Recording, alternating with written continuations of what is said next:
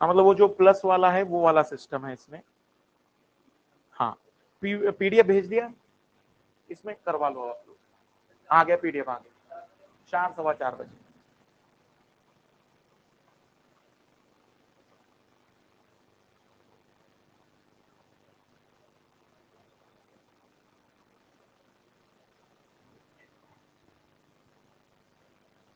Pen कहाँ है?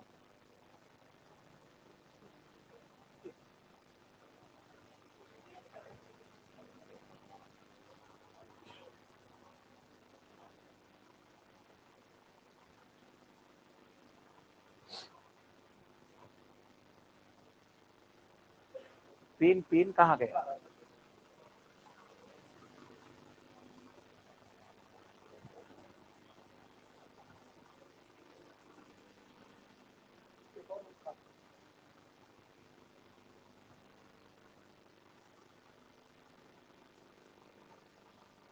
अब कल से आप बिल्कुल 2 बजे तक सारी चीज रेडी रखेंगे, ओटीपी से लेकर सारी चीजें फाइनल रखेंगे।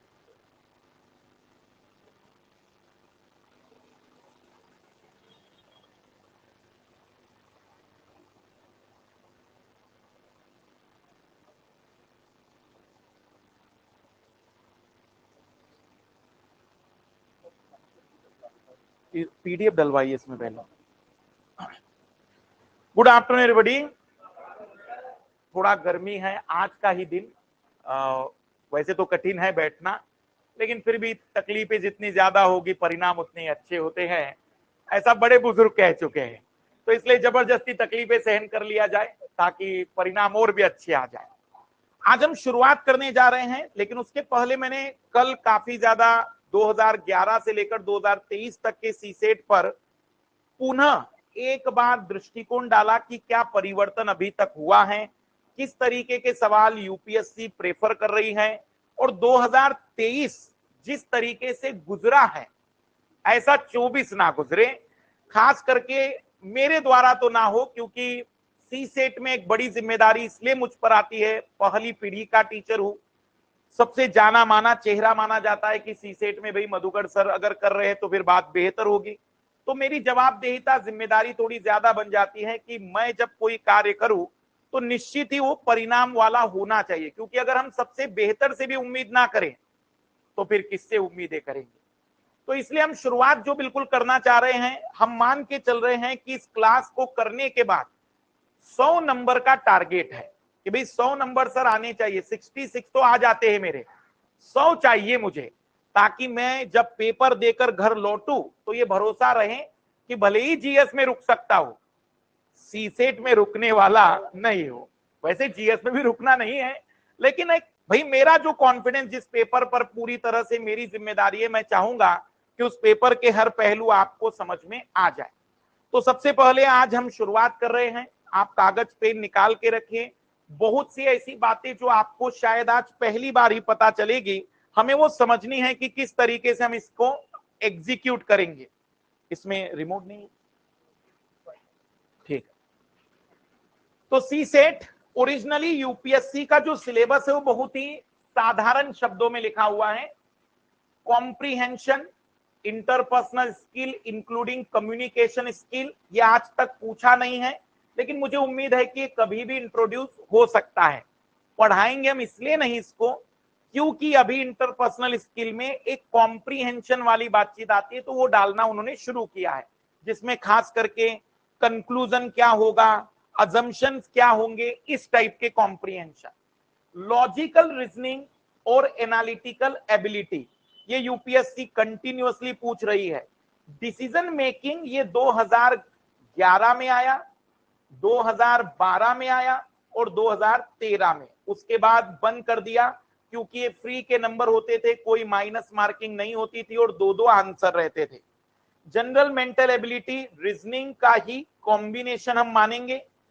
बेसिक न्यूमरेसी और डाटा इंटरप्रिटेशन। डाटा इंटरप्रिटेशन का मतलब पाई चार्ट के सवाल आते हैं, टेबल के सवाल आते हैं, बार ग्राफ के सवाल आते हैं, सब हिंदी में भी मैं लिखवाऊंगा, बाइलिंगुअल क्लास है हमारी, तो मैं हिंदी में पूरा सिलेबस लिखवाऊंगा, लेकिन अभी बस एक नजरिया दिखा रहा हूं कि वो क्या सोचते हैं।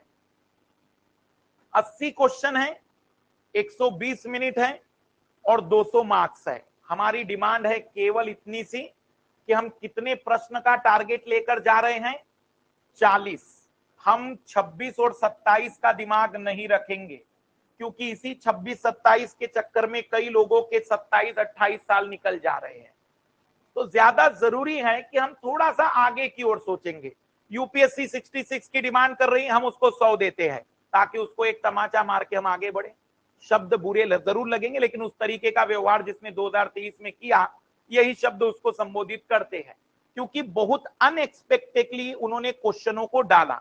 जो रिट डाली गई उसमें उन्होंने लिखा है, जो उनका जवाब आया है कि भाई परमुटेशन कॉम्बिनेशन के सवाल ये कहां से लाए आपने, तो महोदय ने लिखा है कि वो सारे प्रश्न बिना फार्मूले के हल हो सकते हैं, वो किसी भी चैप्टर से बिलोंग नहीं करते हैं, वो सामान्य संख्यात्मक योग्यता है।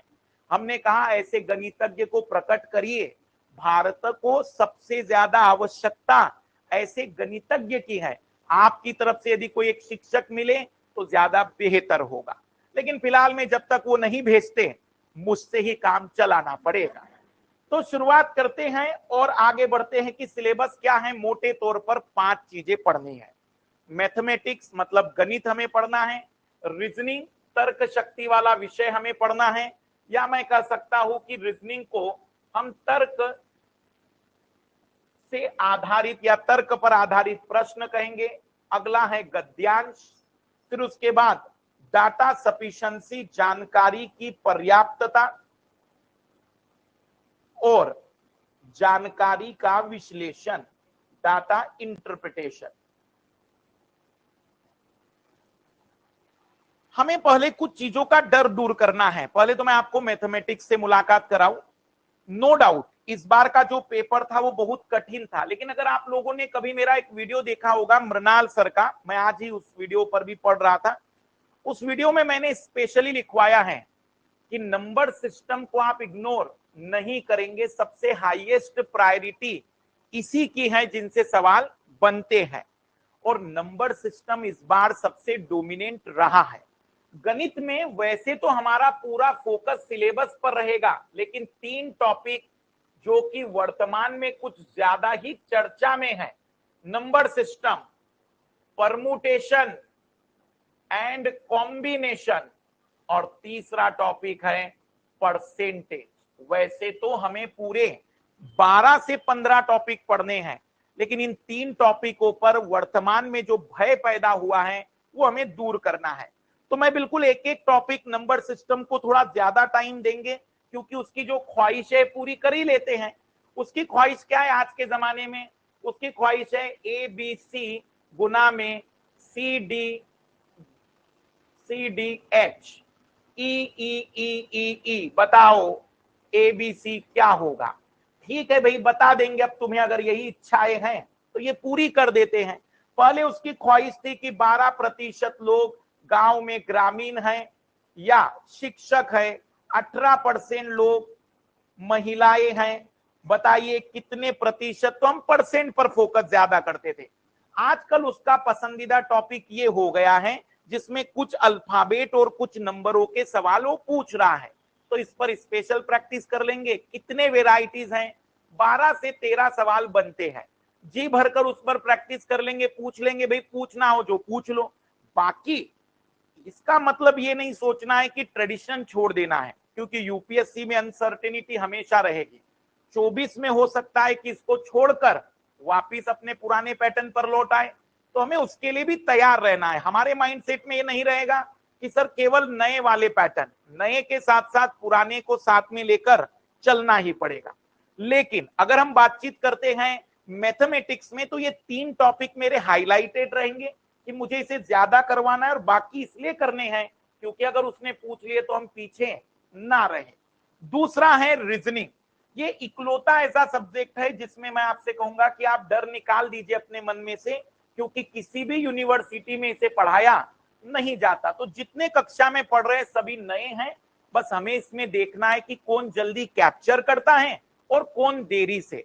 जैसे कैलेंडर हुआ, डाइस हुआ, क्लॉक हो गए, डायरेक्शन हो गया, पजल हुआ, सीटिंग अरेंजमेंट हुआ, रैंकिंग हो गए, स्टेटमेंट कंक्लूजन हो गए, तो स्टेटमेंट अजम्पशन जैसे टॉपिक हुए, अरिथमेटिक रीजनिंग हुए, ऐसे छोटे छोटे टॉपिक है।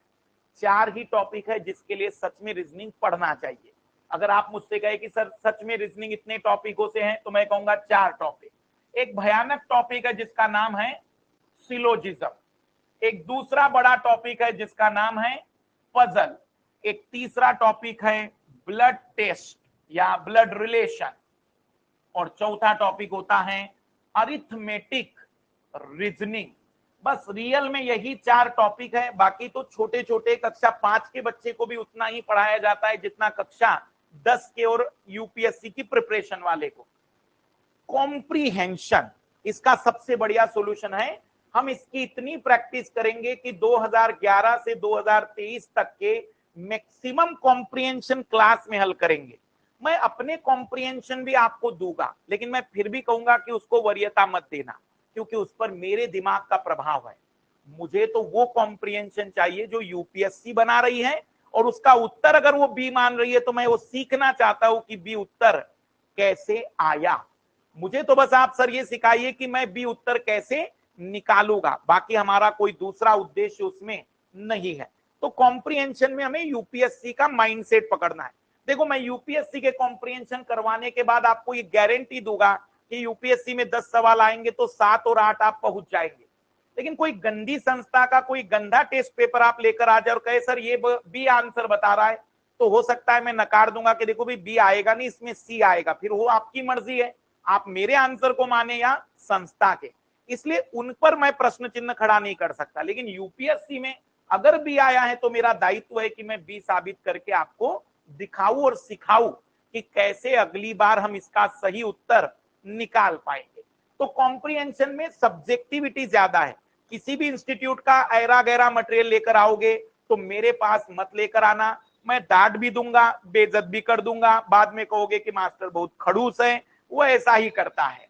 उससे ज्यादा बेटर हाँ यूपीएससी का सवाल लाओ, मैं उसके लिए जवाबदेह हूं, क्योंकि उसका उत्तर आपसे निकलना चाहिए, इसकी मेरी जिम्मेदारी रहेगी। पर चौथा है डाटा सफिशिएंसी। 2020 के बाद इन सवालों को यूपीएससी ने लगातार पूछना शुरू किया है। लगातार यूपीएससी इसके 6 से 7 सवाल बना रही है। वही विद्यार्थी हल करे जिसने रीजनिंग मैथ्स कंप्लीट कर लिया हो, क्योंकि प्रश्न केवल रीजनिंग मैथ्स का नहीं है। मैं आज आपको दिखाऊंगा कि डाटा सफिशिएंसी क्यों चैलेंजिंग बन रहा है, क्यों दिक्कत है डाटा सफिशिएंसी के सवालों में। और सबसे लास्ट में है डाटा इंटरप्रिटेशन वही व्यक्ति करे जिसकी भाव भक्ति हो, जिसको लगता हो सर 100 नंबर पूरे हो चुके हैं, वो स्किप कर सकता है। बस मैं एक चीज बता दूं, 2018 में 13 प्रश्न इसमें से पूछे थे, और 2011 में लगभग 14 प्रश्न डाटा इंटरप्रिटेशन से पूछे हैं। अचानक उनके मूड में बदलाव होता है और वो सब कुछ त्याग कर डाटा इंटरप्रिटेशन की शरण में भी चले जाते हैं। तो मुझे तो तैयार रहना है, वो जो पूछना चाहे। मेरा मकसद केवल है 100 नंबर सर मुझे चाहिए, वो आप कहीं से भी लाके दिखाए, पेपर कैसा भी आए, मेरे 100 नंबर आने चाहिए। मैं 100 नंबर के पीछे पड़ा हूं ताकि मैं प्रीलिम्स निकालने के बाद अपनी मेंस की तैयारी चिंता मुक्त तरीके से कर सकूं। जैसे मैं आपको एक रिजल्ट दिखाऊंगा, ऑल इंडिया रैंक 8वीं जिनकी इस बार है, उनके सीसेट में 66.67 नंबर है। अब आप इमेजिन करिए, केवल 0.67 गायब कर दीजिए तो आप उनके घर वाले और आप सभी क्या कहेंगे, एलिजिबल ही नहीं होगा। पर 0.68 के कारण कितनी एलिजिबिलिटी आ गई, 8वीं रैंक यूपीएससी में आ गई।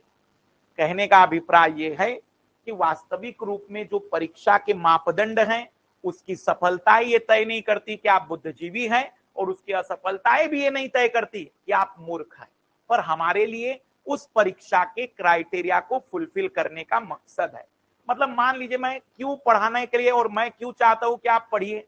अगर यूपीएससी कहती है कि उर्दू पढ़ेंगे तो ही आईएएस बनाएंगे, हम कहेंगे भाई उर्दू पढ़ेंगे, क्योंकि हमें तो अपना लक्ष्य चाहिए। वो अगर यूपीएससी कहती है कि हर विद्यार्थी मनोवैज्ञानिक विषय साइकोलॉजी सब्जेक्ट में ग्रेजुएट होगा तो हम अभी के अभी इग्नू में ग्रेजुएशन में डलवा देंगे, क्योंकि हमारा टारगेट आईएएस है, जिस क्राइटेरिया को फुलफिल करना चाहता है हम उस परीक्षा से गुजरने के लिए तैयार हैं, ताकि वह स्वीकार करे कि हाँ हम इस परीक्षा के योग्य हैं। बस इसके अलावा हमारा कोई बड़ा मकसद नहीं है। आइए जरा देखते हैं यूपीएससी के ट्रेंड में आए बदलावों को। देखेगा मैंने इसे 2011 से लेकर 2023 तक की एक समरी बनाई है। 2011 वो वर्ष जब इस महान पेपर का पृथ्वी पर अवतरण हुआ।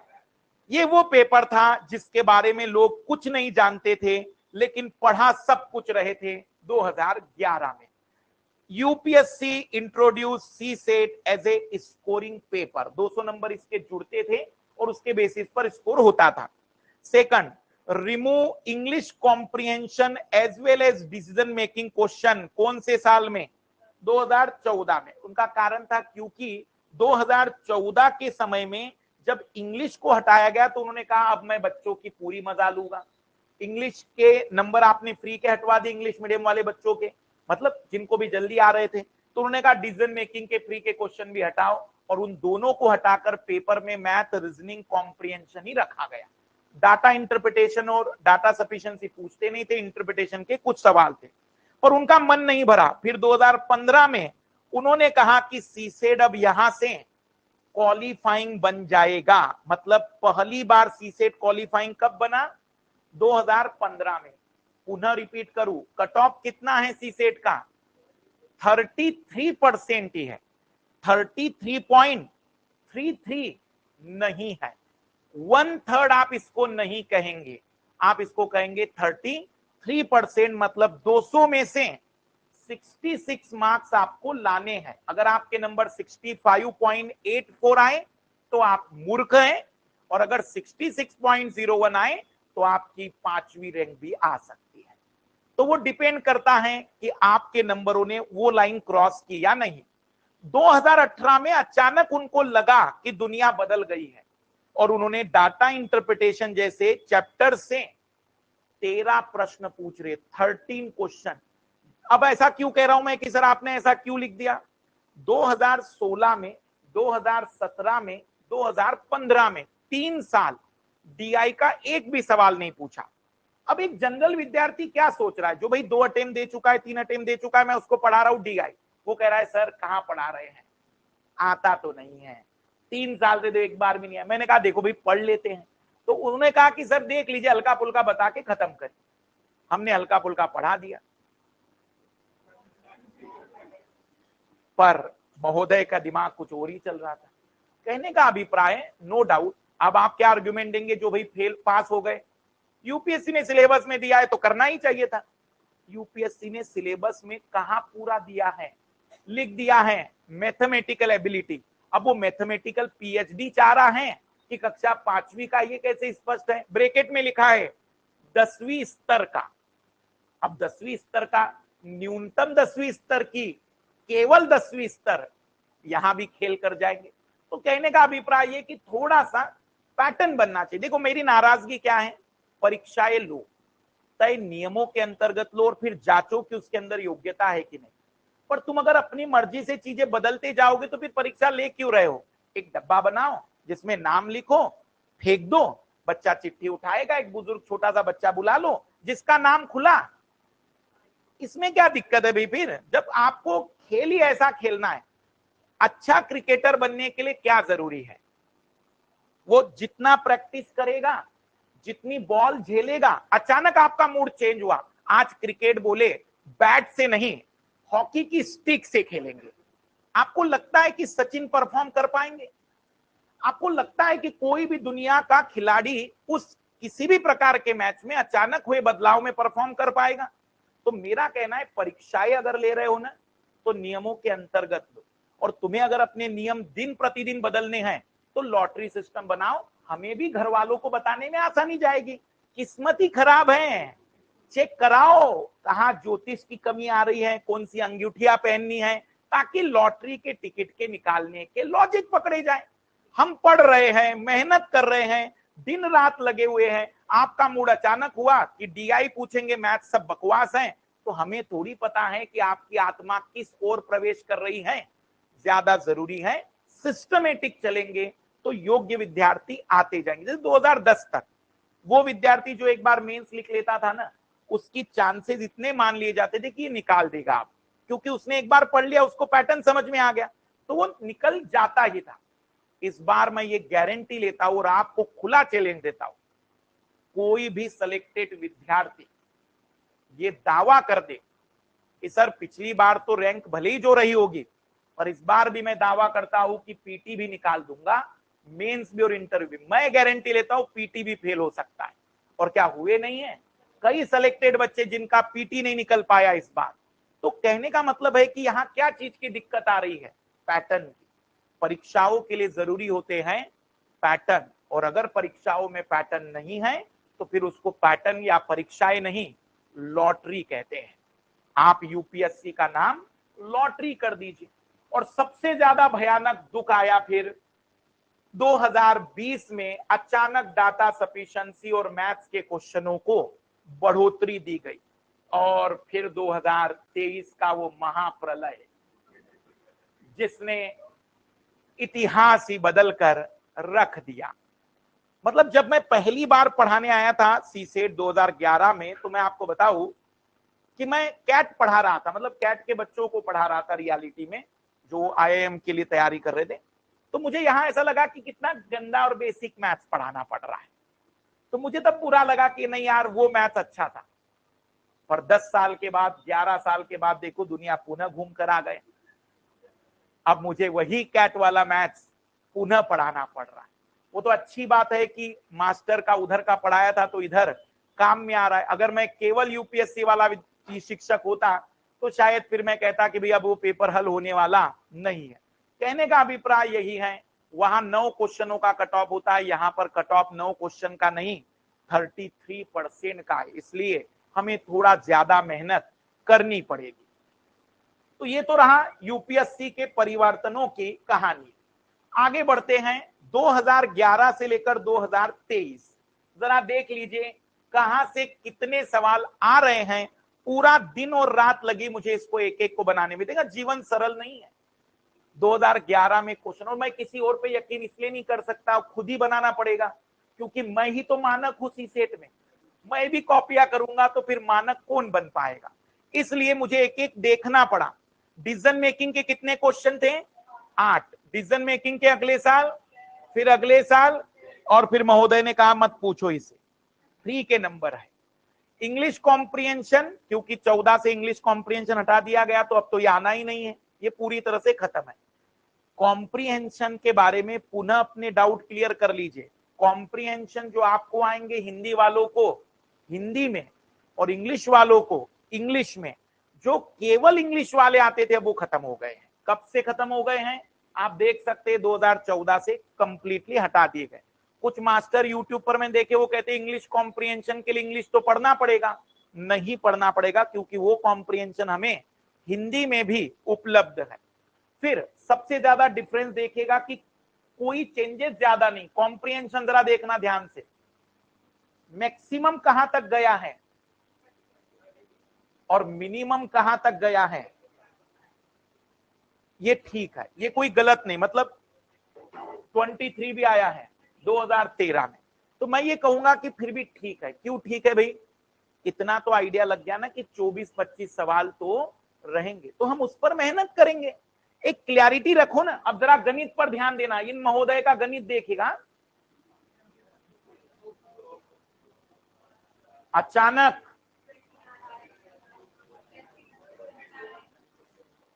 मिनिमम मैक्सिमम, मतलब 37, हाँ 2020 में, मतलब चाहते हैं क्या हो भाई, हमें क्लियर बताओ ना। गणित पढ़े कि 37 देखने पर ऐसा लग रहा है कुछ मत पढ़ो, केवल गणित पढ़ के निकल जाओ, और 2 देखकर क्या लग रहा है?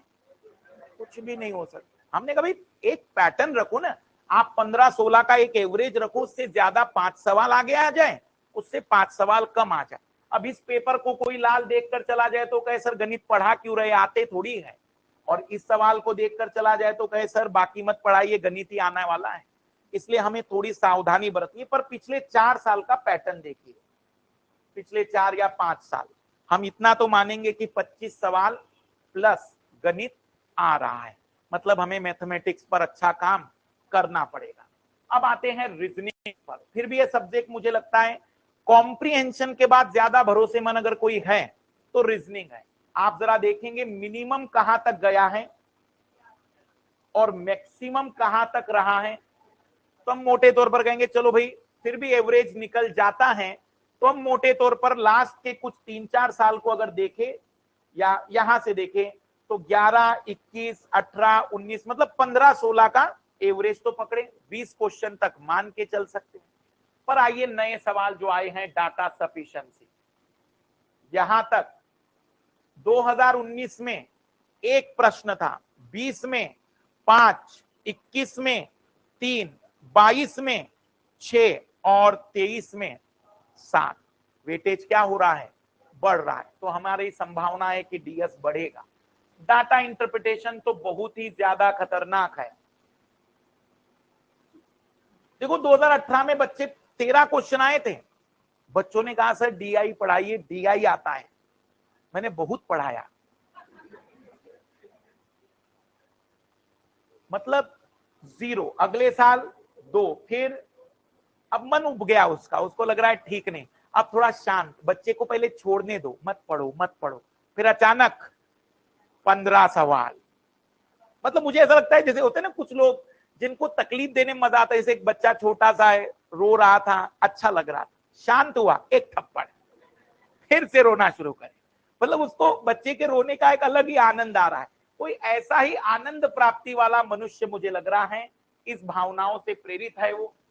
तो मोटे तौर पर आपके सामने 2011 से 2023 का पूरा रिकॉर्ड है कि कहां से कितने सवाल आए हैं। एक आइडिया आपको देना मैं ये चाह रहा हूं, 1-2 साल का पेपर देखोगे तो गलतियां करोगे, और अगर 4-5 साल का देखोगे तो आपको आइडिया लगेगा कि हमें सब कुछ तो पढ़ना पड़ेगा। एक मेंटली प्रिपेयर मैं ये करवाना चाह रहा हूं कि आप ये मत सोचिएगा कि हाँ ये इसी साल आया है अगली बार नहीं आएगा। अब नंबर सिस्टम इस बार ज्यादा है, हो सकता है अगले साल एक भी सवाल नंबर सिस्टम का ना मिले, तो आप कल आकर एग्जाम देने के बाद ये ना कहें कि मास्टर तो बड़ी हवाबाजी कर रहा था कि इस बार 15 सवाल इसमें से आएंगे। श्रद्धांजलि मुझे पता है आप लोग उसी दिन दे देते हैं, पर फिर भी मैं बचकर कोशिश कर रहा हूं कि देखो भाई पहले ही बता दे रहा हूं, अनसर्टेनिटी पब्लिक सर्विस कमीशन है, इसलिए हमें हर चीज के लिए तैयार रहना है। हो सकता है 2 ही क्वेश्चन पुनः मैथ्स के पूछकर पूरे क्वेश्चन रीजनिंग और कॉम्प्रिहेंशन के पूछ ले, अचानक उसकी आत्मा में परिवर्तन आ जाए। तो उस आत्मा परिवर्तन के लिए बुद्ध का मिलना जरूरी है, शायद मिल गया हो। हमें सूचना पेपर के दिन पता चलेगी कि बुद्ध मिले थे और आत्मा क्या हो गई, बदल गई। जैसे अंगुली मार की बदल गई थी, शायद परीक्षक की भी बदल जाए। तो ये है यूपीएससी के पिछले 13 वर्षों का लेखा जोखा। आइए जरा अभी आगे और बढ़ते हैं। और इंटरेस्टिंग एक चीज है, सी सेट में फेल होना हिंदी माध्यम में खराब रिजल्ट का एक बड़ा कारण है। ऐसा नहीं इंग्लिश मीडियम में नहीं, लेकिन हिंदी मीडियम में एक बड़ा रीजन क्यों मान रहा हूं मैं। देखो इंग्लिश मीडियम के विद्यार्थी को मैंने जो महसूस किया, क्योंकि मैंने दोनों मीडियम अलग अलग पढ़ाए हैं, मतलब मैंने वो क्लास भी लिए जहां 400 बच्चे हिंदी मीडियम के, और वो क्लास भी ली जहां 400 मीडियम केवल इंग्लिश मीडियम के। इंग्लिश मीडियम के बच्चों को कहीं ना कहीं बेसिक नॉलेज या बेसिक मैथमेटिक्स अच्छा पढ़ाया गया। अब मुझे एक छोटा सा उदाहरण मैं आपको देना चाहूंगा। अपने आसपास के एरिया को याद करिए, जहां भी आप रहते हैं। आज आप यहां ग्रेजुएशन कंप्लीट करके या ग्रेजुएशन करके आए हैं, जब आप कक्षा 5वीं 6वीं में थे, उस समय आपके गांव शहर मोहल्ले में कुछ संपन्न लोग पढ़ने जाते थे, जिनके लिए पीली गाड़ियां आती थी। उनको देखकर अंदर से आता था कि यार ये जाते तो है, पर कहां, ये बड़ा अद्भुत रहस्य है। अब उस स्कूल के अंदर जब वो पढ़ाए जाते थे तो वो टॉप का स्कूल माना जाता था उस जमाने में। जब स्कूल टॉप का है तो टीचर भी बेस्ट रहा होगा, क्योंकि फीस भी वैसी थी। तो कुछ भी हो, उनका बेसिक मैथ थोड़ा सा ठीक हो जाता है। हमारे हिंदी माध्यम के विद्यार्थी के साथ दोहरा अन्याय है। पहला तो वो सोशल साइंस पढ़ता ही नहीं, उसको बोल दिया जाता है कि ये भी पढ़ोगे। मास्टर खुद बोल देता है बेटा ये तो जानते ही है सब लोग, पर्यावरण भी पढ़ना पड़ेगा क्या तुम्हें। प्रदूषण नाम के टॉपिक पर तो बस टाइटल लिखकर बोल देते थे तुम्हें सबको पता है प्रदूषण क्या होता है। और हम ढूंढते थे किसको, मैथमेटिक्स वाले मास्टर को स्कूल में। पर स्कूल के मैथमेटिक्स वाला मास्टर मैथमेटिक्स पढ़ाने के लिए इंटरेस्टेड है ही नहीं, और इसका परिणाम आपको भुगतना पड़ा कि जब भी आगे बढ़ते गए तो ये विषय एक डर के रूप में आगे बढ़ा। कितने लोग ऐसे जिन्होंने केवल 10वीं तक मैथ्स पढ़ा है? बहुत बढ़िया, अच्छी बात है ये। कुछ ऐसे जिन्होंने 8वीं तक ही पढ़ा है, क्योंकि मेरे पास 4-5 बच्चे भी ऐसे रहे जिन्होंने 8वीं तक ही पढ़ा है। तो देखो कुछ जगह पर ऐसा होता है कि मैथ्स 8वीं में ही छोड़ दिया जाता है। अब इमेजिन करिए, ये बहुत बड़ी लड़ाई हुई ना भाई। अचानक 8वीं के बाद आपका मूड हो रहा है परीक्षा के लिए, और सबसे बड़ा बैरियर खड़ा हो जा रहा है मैथमेटिक्स। तो इसलिए हमें थोड़ा सा याद रखना होगा कि मैथमेटिक्स की हमारी कमजोरियां क्यों अब दूर होगी। मैं कोई जादूगर हूं जो मैथमेटिक्स सिखा दूंगा? उसके 3 बड़े कारण है। पहला, देखो आज आपकी जो मैच्योरिटी है ना, वो पहले के मुकाबले बहुत अलग है। आज जब मैं आपको कोई बात बताता हूं तो उसके कई डायमेंशन आपके दिमाग में क्लिक होते हैं।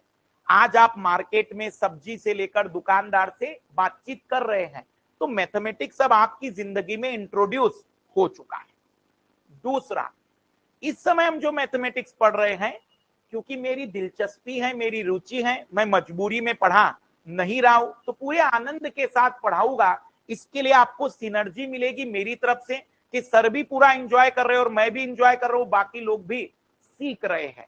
दूसरा बेनिफिट ये मिलेगा। और तीसरा, इस समय मैथमेटिक्स तुम्हारे लिए एक बहुत जरूरत बन चुका है, और जब चीजें जरूरत बन जाती हैं तो आविष्कार भी हो ही जाते हैं। इसलिए मैथमेटिक्स आप सीखेंगे। बस मेरी एक रिक्वेस्ट है, आज के बाद मतलब कल जब पहली क्लास होगी तो 5 क्वेश्चन का टारगेट देना अपने आप को। कितना क्वेश्चन का? और मेरी 3 महीने क्लास है, सैटरडे संडे मेरी क्लास नहीं रहेगी, लेकिन फिर भी आप उस नियम का पालन करेंगे। 90 दिन 5-5 क्वेश्चन, कितने हुए? 450। एक में रीजनिंग में 5, 450, 450, 900, 900 या 1000 क्वेश्चन मैं करवाऊंगा क्लास में। कितने हो गए? लगभग 2000। और आपने अगर अपनी जिंदगी में क्लास के बाद 100-150 सवाल यूपीएससी के प्रीवियस ईयर के देखते चले गए, तो लगभग 200-300 सवाल पकड़ लीजिए, 2400-2500 सवाल हो गए। 2500 सवाल के बाद मैं लिखित में दे सकता हूं आपको कि अगर आप फेल हो जाते हैं तो मैं आपको 1 लाख रुपए का मुआवजा दूंगा। बस इतनी शर्तें पूरी हो। अब आप ये नहीं कह सकते सर आपने कुछ ज्यादा ही मांग लिया। भाई 5 सवाल भी नहीं हो सकता तो घर जाओ, आनंद लो जिंदगी का। क्यों जबरदस्ती इतनी गर्मी में मेरे साथ दुख सहन कर रहे हो? क्योंकि वास्तविक रूप में इस दुख को सहन करने के पीछे का मकसद एक बड़ा सुख है, पैसे वाला नहीं, आत्मसंतुष्टि का, कि मैंने परीक्षा पास कर ली। तो कहने का अभिप्राय ये थोड़ी तकलीफ रहेगी, पर आप केवल इतना यकीन करिएगा कि पहले 5-10 दिन गणित को मेरे साथ ही हल करने की कोशिश करना। डिवाइड करने वाली जो प्रैक्टिस है वो 15-20 दिन में हो जाएगी। देखो 3 चीजें गणित में, पहले सीखना, फिर दूसरा स्पीड पकड़ना, और तीसरा एक्यूरेसी लाना। जैसे मैं अगर कोई सवाल हल करूंगा तो मैं कहूंगा बी उत्तर है डन, आप उस पर सवाल नहीं खड़ा कर सकते। ये एक्यूरेसी मेरी क्यों है? पहले तो मैंने सीखा है, स्पीड है मेरी, और उसके बाद एक्यूरेसी आई। कुछ लाल लाली क्या करेंगे, 5वें दिन मेरे पास आएंगे, सर वो सब ठीक है, मेरा पड़ोस वाला 30 सेकंड में कर लेता है, मुझसे 3 मिनट में नहीं हो पा रहा है। पड़ोसी बचपन में वो कार्य पूरा करके आ गया जिसको उसे करना था, तुम अभी कर रहे हो। बुढ़ापा नजदीक जरूर है, खत्म नहीं हुआ है। इसलिए थोड़ा टाइम लगेगा, 3 मिनट का 2 मिनट, 2 का 1 मिनट होगा, और चीजें बेटर होती चली जाएगी। याद रखिएगा, मैं आपकी जिंदगी में बुढ़ापे की तरह आऊंगा जो केवल आता है, जाता नहीं है। इसलिए मेरा आपके जीवन में प्रवेश केवल प्रवेश के रूप में नहीं है, मृत्यु तक मेरी यादें रहेगी आपके पास। मैं वो यादें गणित की आपके दिमाग में भर के जाऊंगा। इसलिए बस थोड़ा सा ईमानदारी पूर्वक मेरे साथ जुड़िएगा, जिसमें आपको ये लगेगा कि हाँ चीजें पूरी होती चली जा रही हैं। पर अभी आगे और देखते हैं कुछ रीजन जो बताए गए हैं। कई सारे लोग हैं जो कहते रहते प्रीलिम्स 1 या 2 महीने पहले सीसेट के बारे में सोचना। मैक्सिमम लोगों ने इसी कारण से नैया डुबो दी है। 2 महीने का तो है, कर लेना, मई में है ना, मार्च में शुरू करना, हो जाएगा। मैं आपको बताऊं मेरे YouTube पर सबसे ज्यादा व्यू कब आते हैं? अचानक आत्माएं जाग जाती है, उन्हें लगता है कि अब मोक्ष प्राप्ति के लिए केवल यही एक व्यक्ति तुम्हें सही रास्ता दिखा सकता है। जब आपको मैं सबसे अचंभित चीज बताऊं, मैंने 6 घंटे का एक वीडियो बनाया था, सीसेट एक शॉर्ट रिवीजन। देखा था? हाँ, मैं समझ रहा हूं कि जिन्होंने पहले पढ़ लिया होगा, मात्र 8 दिन में 1.5-2 लाख व्यू थे उस पर। और आज अगर मैं उसको नंबर सिस्टम पढ़ाने बुलाऊंगा, वो कहेगा सर क्या जरूरत है, अभी देख लेंगे, अभी जीवन बहुत पड़ा है, इतनी जल्दी क्यों है? तो थोड़ा सा मेंटली चेंज करना है, आज ही शुरुआत करनी, क्योंकि पेपर बड़ा कठिन और भयानक हो रहा है। दूसरा, कुछ लोगों ने ऐसा मार्केट में फैला के रखा है, कॉम्प्रिहेंशन कर लो, सीसेट आसानी से क्वालिफाई हो जाएगा। अभ्यर्थी के साथ ही एजुकेटर ने भी ये मानसिकता, जीएस वाले मास्टरों ने ऐसा भर दिया था, कॉम्प्रिहेंशन आते 30 तो सवाल, 27 तो लाने हैं केवल कॉम्प्रिहेंशन से। मेरा दावा है जो मास्टर ये कह दे कि ये 30 सवाल वो खुद हल करके दे दे और उत्तर मान ले और कह दे कि इसमें केवल 3 सवाल गलत होंगे, मैं जिंदगी भर आप लोगों को फ्री पढ़ा दूंगा, जिंदगी भर कभी सीसेट का पैसा नहीं लूंगा। ये हवाबाजियां बोलने में अच्छी लगती है, इसलिए कॉम्प्रिहेंशन में आप भी जानते, मैं भी जानता हूं, जब मैंने कॉम्प्रिहेंशन 2023 के हल किए तो मैंने कहा देखो बेटा इसका उत्तर बी है, पर मुझे नीचे कमेंट्स कर रहे हैं महोदय सी आएगा, सी मैंने सी लगाया है, सी ही सही होगा। मैं उसको कह रहा हूं नहीं होगा भाई, बी। वो मुझे 2-3 गालियां भी देके चला गया, उसने कहा कि नहीं ये मास्टर बकवास है। भाई 11-12 साल से पेपर हल कर रहा हूं, मेरी एक्यूरेसी मात्र 5% की मैं गारंटी लेता हूं कि गलत होगा, लेकिन 95% की मेरी गारंटी है क्वेश्चन गलत नहीं होगा, क्योंकि 13 वर्षों से केवल क्या कर रहा हूं, यूपीएससी के ही तो कॉम्प्रिहेंशन हल करता हूं मैं, बाकी क्या कर रहा हूं। पर उसका दिल मानने को तैयार नहीं, क्योंकि उसका सवाल गलत हो रहा है। पर जब वो पीटी फेल हो जाएगा फिर वो कहेगा कि सर फिर बाद में चेक किया। और यूपीएससी के पर एक बड़ा दोष मेरा यही है, जिस दिन पेपर हो, जिस दिन रिजल्ट आए पीटी का, उस दिन तो आंसर की दे दो, तब तो बेचारे को पता चल जाए कि कितना गलत। 1 साल तक उसके दिमाग में है कि मास्टर ने बी बोला था और मैंने तो सी लगाया था, वो जान ही नहीं पा रहा है कि सही क्या और गलत क्या। तो थोड़ा आंसर की अगर जल्दी दे दे तो दुख और भी दूर हो सकते। और तीसरा, सीसेट तो क्वालिफाई है, मैं कर लूंगा। हमारे 3 विद्यार्थी हैं, तीनों आईआईटी से है। तीनों को मैंने कहा कि देखो तुमने जीएस मुझसे पढ़ा है, सीसेट पढ़ लो। सर आईआईटी से हूं और मुझे सीसेट, आप बोलिए क्या करना है। पिछले 3 वर्ष से एक ही निकला है अभी तक, 2 बार तीनों फेल हुए हैं सीसेट। पर उनको मैं जब भी बोलता हूं वो बार बार यही कहेंगे नहीं सर सीसेट तो हो जाएगा। ये जो दिमाग में एक एरोगेंसी रखी हुई मुझे आता है, भाई देख लो ना एक नजर, समझ लो एक बार क्या मास्टर बोल रहा है, क्या डायमेंशन दे रहा है, एक दृष्टिकोण देख लोगे, कॉन्फिडेंस बढ़ जाएगा। चौथे 5वें अटेम्प्ट में जब मेरे पास विद्यार्थी आता है, मुझे बस दुख यही होता है कि पिछले 4 अटेम्प्ट बर्बाद क्यों कर ली। एक एक अटेम्प्ट कीमती है, इसलिए जितना जल्दी हो सके इसको कवर करें।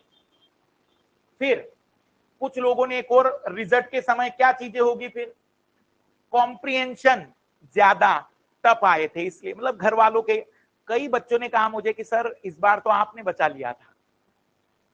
कई लोगों ने घर वालों को मेरा ही वीडियो दिखाया, देखो पेपर कितना कठिन आया है, कैसे पास हो जाऊंगा। मेरा मास्टर कह रहा है कोई साधारण व्यक्ति नहीं है ये, 11 साल से यूपीएससी वालों को पढ़ा रहा है। कई बच्चों ने कहा सर घर वालों ने इसी कारण से माफ कर दिया। तो ठीक है, वो एक मान सकते हैं कि भाई हुआ, लेकिन फिर भी अपने आप को आईने में एक बार ऐसे देखकर पूछ लो, सच में औकात थी? मतलब रियल में एक बार पूछ के हो तो अंदर से आवाज आएगी, थोड़ी तो बदमाशी की थी। मैथमेटिक्स पूरा पढ़ा नहीं था, मास्टर चिल्ला रहा था कि प्रैक्टिस शीट जो मैं दूंगा उसके क्वेश्चन हल करना, नहीं किए थे। तब अंदर से सच्चाई निकलेगी, तब स्वीकार करना कि हमें चीजें कैसे करनी थी। जीएस में तो अच्छे अंक आ गए पर सीसेट क्वालिफाई नहीं हो गया। फिर एक बहुत बड़ा दोष है, गलत ट्रांसलेशन। जो बच्चे फेल हो जाते हो कहते बस सर 2 ही सवाल तो गलत हुए थे, और वो भी क्यों? उनका ट्रांसलेशन गलत था। मैंने कहा 2 का गलत था, 78 क्वेश्चन सही हो गए तुम्हारे। पर वो वही 2 पे आरोप क्यों लगा रहा है? उसकी अपनी, भाई मनुष्य है, अपना बचाव तो करेगा ही, बट हम कोशिश करेंगे कि ऐसी प्रवृत्ति से थोड़ा बचे और स्वीकार करें कि जो भी हो सकता है। दोस्त, ये कॉम्प्रिहेंशन पेसेज लंबे जटिल हो रहे हैं, सिर्फ इसके भरोसे सीसेट नहीं निकल पाओगे। मैथ रीजनिंग बहुत जरूरी है। एक टेबल बनाया है हमने जिसमें ये क्लियर करने की कोशिश की है कि कॉम्प्रिहेंशन कितना है, मैथ रीजनिंग DIDS कितना है। तो आप परसेंटेज प्रपोर्शन देख सकते हैं। आप हर बार देखेंगे 60% से ज्यादा प्रपोर्शन, 50% का प्रपोर्शन किसमें मिलता है हमें? मैथ और रीजनिंग में। अब आते हैं थोड़ा सा सीसेट की कठिनाइयां को देखते हुए समझ आता है कि सिर्फ SSC बैंक के मैथ से ही काफी नहीं होगा। अब मैं आपको एक छोटी सी बात बताने जा रहा हूं। कई बार SSC और बैंक की तैयारी करने वाले बच्चे मुझसे कहते हैं कि सर मैंने SSC की परीक्षा दी है, तो क्या मुझे सीसेट करना चाहिए? आइए जरा उन लोगों को भी एक जवाब दे देते हैं। देखो, खुले तौर पर बताऊं, मैं सीधा बताना चाह रहा हूं, क्लास ज्वाइन करना है। मेरी आप बात समझ में आ रहे हैं कि क्लास ज्वाइन करना है। बाकी लोगों को भी मैसेज दे रहा हूं, वो इसलिए क्योंकि सच में ये पेपर बिल्कुल बिना सिर पैर का है। आइए जरा एक सवाल दिखा रहा हूं मैं आपको, जो यूपीएससी ने पूछा है, और आपको उससे आइडिया लगेगा कि यूपीएससी कैसे प्रश्न पूछती है। सीसेट को लेकर अभ्यर्थी के 3 तरीके के जो वर्ग हैं, हम इस पर, हाँ, ये सवाल देखिएगा जरा। ये प्रश्न यूपीएससी ने 2011 में पूछा था, और क्या पूछा है?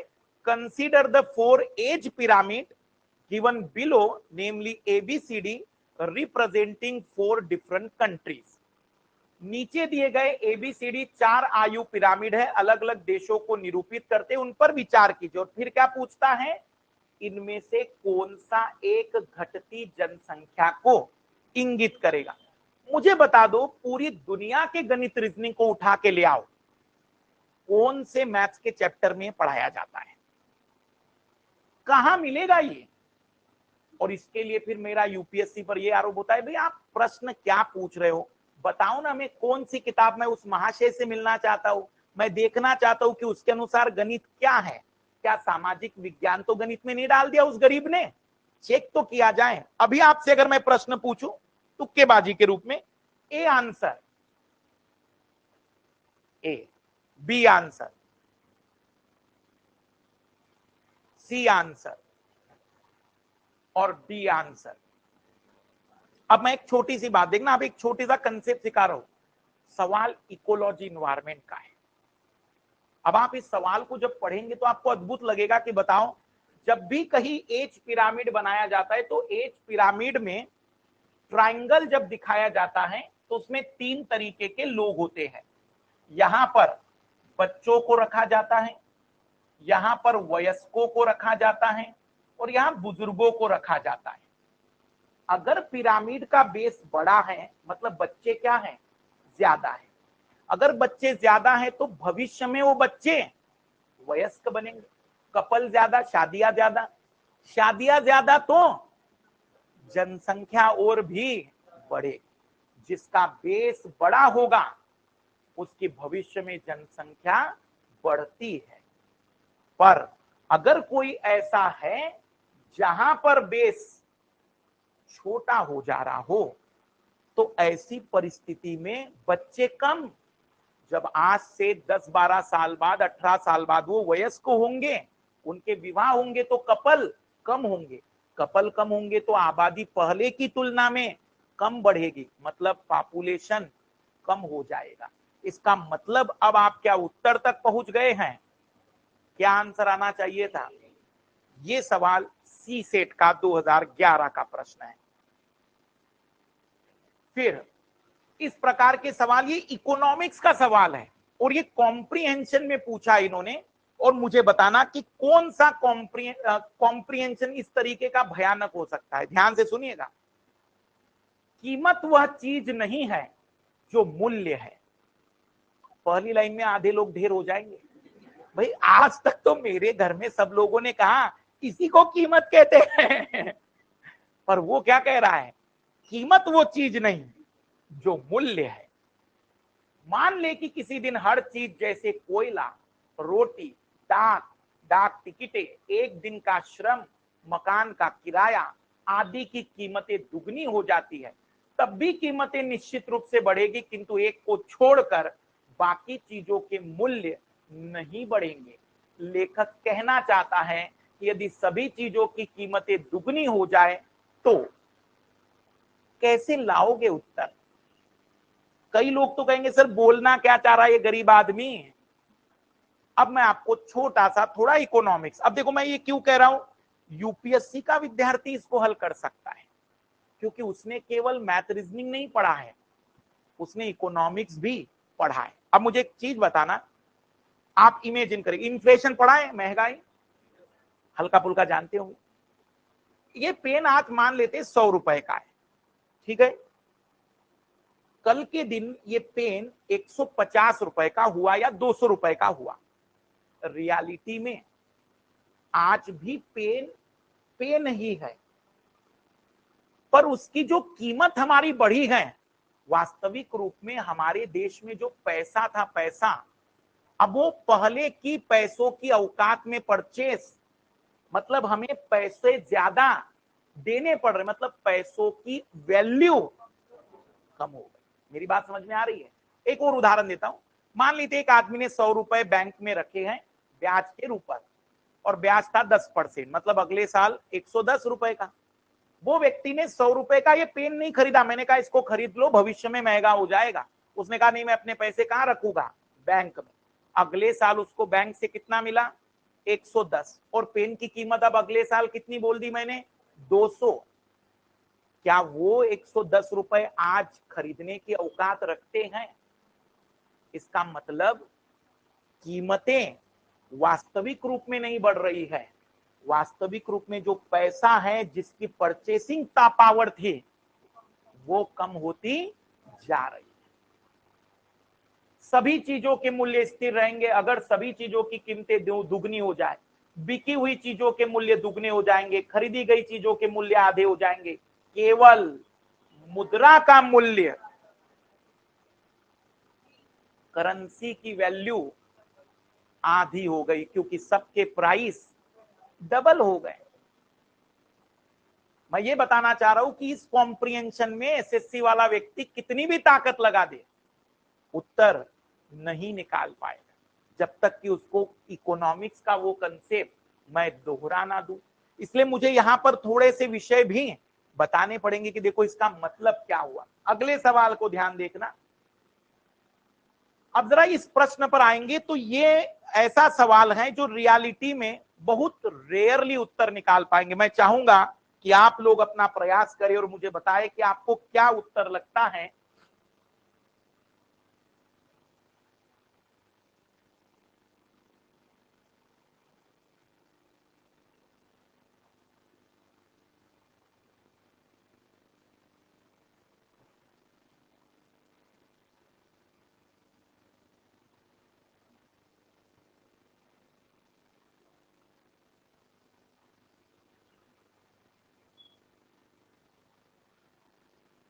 ए आंसर पढ़ लिया है सभी ने? कोई घबराओ नहीं, तुक्के लगाने का मौका सबको थोड़ी मिलता है। ए आंसर,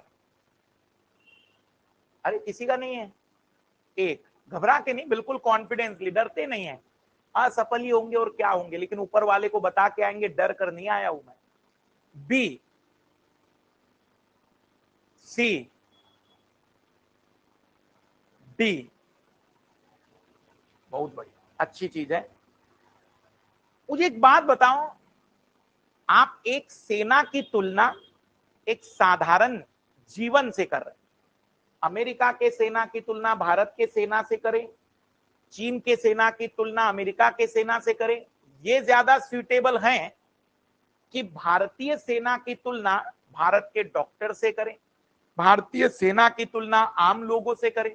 भाई ये कोई तुलना जैसी चीज है ही नहीं। तुलना करने के लिए उन दो चीजों के बीच में कुछ समानता तो होनी चाहिए ना। भाई कंपैरिजन करना चाह रहे, डिफरेंस निकालना चाह रहे, समानता करना चाह रहे, तो तुलनाएं किन की होती है? जिनमें कुछ अंतर और कुछ समानताएं होती है। एक तरफ आप सैनिक की बात कर रहे हो और दूसरी तरफ आप नॉर्मल लोगों की बात कर रहे हैं। इनकी विषम जातीयता के कारण इन वर्गों की तुलना नहीं की जा सकती। मतलब इसका आंसर आना चाहिए था ऑप्शन डी। और मैं फिर बता दूं, कौन सा गणित का मास्टर और रीजनिंग का मास्टर है जो ये पढ़ा रहा है? हमें इसीलिए पढ़ना पड़े। नहीं, मैं पढ़ाऊंगा, ये बात ध्यान रखिए। एक और सवाल पर आते हैं जरा।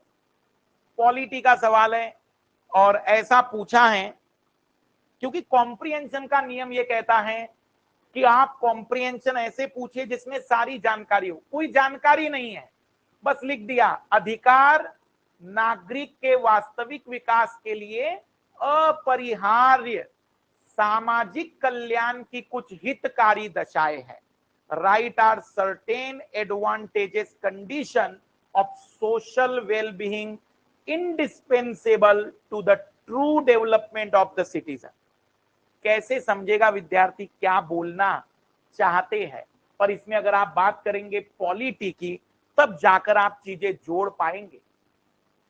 अभी हम सवालों को हल नहीं कर रहे, बस मैं ये बताना चाह रहा हूं कि ये बिना सिर पैर वाला पेपर क्यों है। मैं आपको इसलिए इन पेपरों से मुलाकात करा रहा हूं कि तैयारी बारीकी से करनी पड़ेगी, क्योंकि वो महान शख्स आपको भी महान समझकर कुछ भी पूछ रहा है।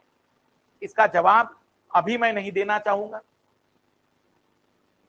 पर मैं इसके बाद आपको 2018 के सवाल दिखाना चाह रहा हूं जो मुझे लगे कि पूछने नहीं चाहिए थे।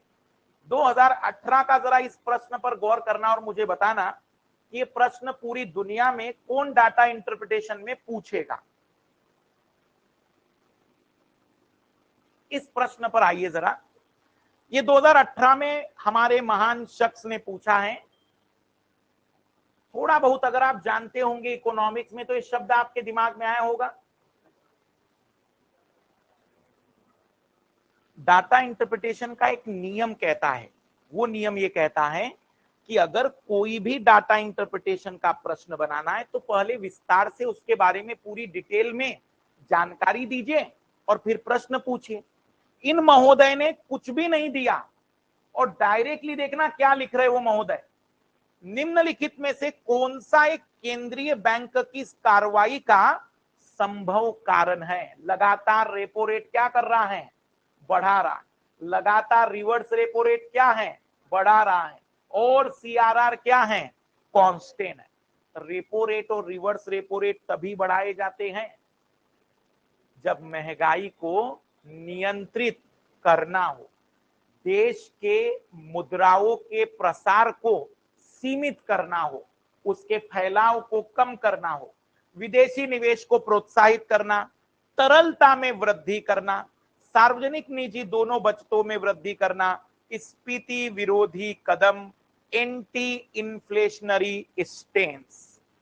क्या कहेंगे? डी।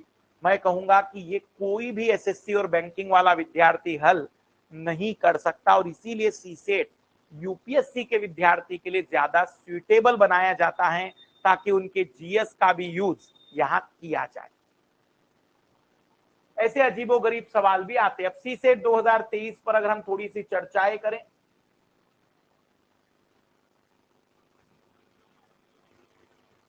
ये देखिएगा, ये उस समय का ही वीडियो का स्क्रीनशॉट मैंने लिया है जब हम चर्चाएं कर रहे थे। आप जरा ध्यान से देखना, मैंने ये पेपर के पहले की बात है। नंबर सिस्टम पर गौर करिएगा। सर ने लिख दिया था वहां पर प्रायोरिटी क्या है। इतनी प्रायोरिटी मैंने कहीं पर भी नहीं दी हुई है। और आगे उन्होंने कमेंट्स लिखा है जो मैंने बोला था, विश्वास किया जा सकता है इस चैप्टर पर और नो आर्ग्यूमेंट, मतलब आप किसी भी प्रकार से इस चैप्टर को छोड़ नहीं सकते। आप ये नहीं कह सकते कि मेरा मैथमेटिक्स खराब है, इसको तो करना ही पड़ेगा, इसे छोड़ा नहीं जा सकता। ये कब की बात बता रहा हूं मैं? पेपर के 1.5 महीने पहले की चर्चाएं है ये मेरी। और उस समय जिन विषयों को मैंने कहा था कि बहुत ज्यादा पढ़ने चाहिए, जिनको छोड़ देना है, जो लो मतलब बहुत कम आते उतना कोई जरूरत नहीं होती है, इन सभी एक एक चैप्टरों पर हमने चर्चाएं की थी। पेपर अगर आप देखेंगे 2023 का, इसके इर्द गिर्द ही घुमा था। और फिर उन्होंने मुझसे पूछा था कि यदि हम एग्जाम हॉल में पेपर सॉल्व कर रहे हैं तो क्या रणनीति अपनानी चाहिए। ये रणनीति आप टेस्ट में भी अपनाइएगा। जब भी आप सीसेट का पेपर हल करें तो ऐसा ना करें कि क्वेश्चन 1 से शुरू हो गए और 80 तक गए, उसमें दिक्कत हो जाती है, क्योंकि कई बार ऐसा पता चलता है पीछे सवाल इजी थे आगे कठिन थे।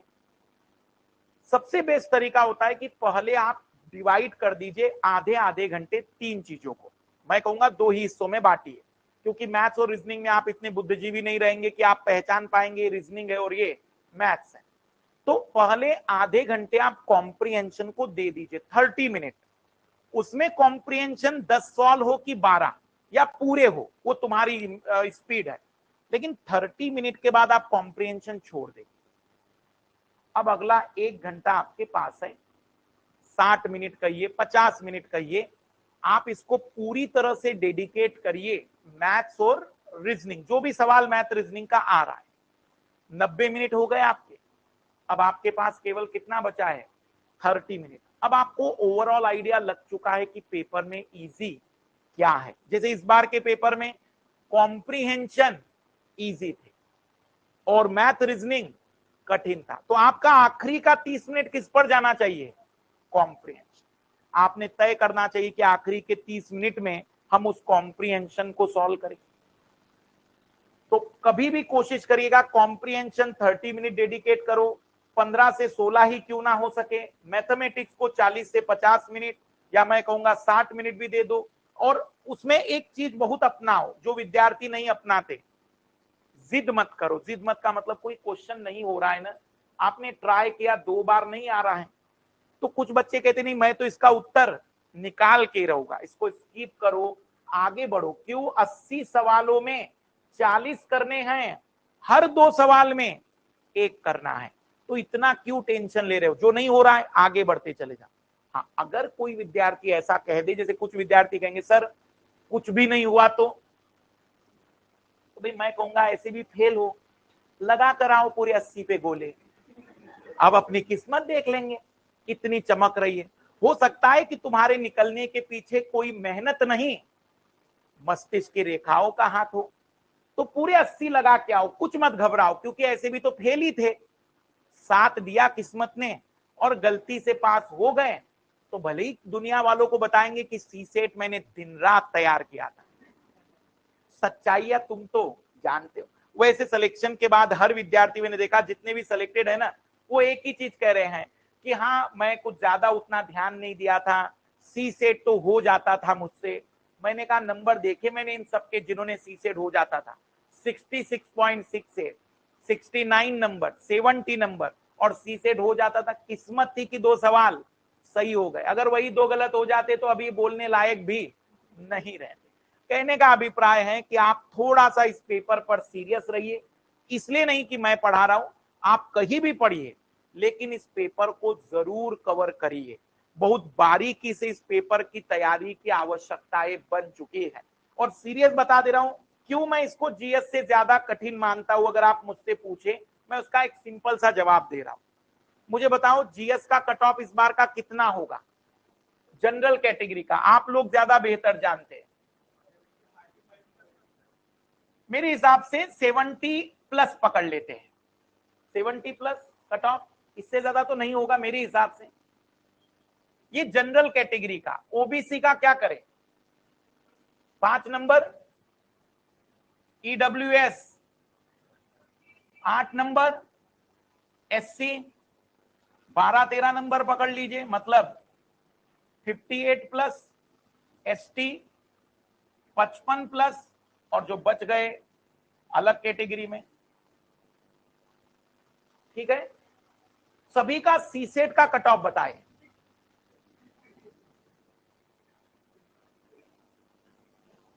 अब जरा मुझे बताए,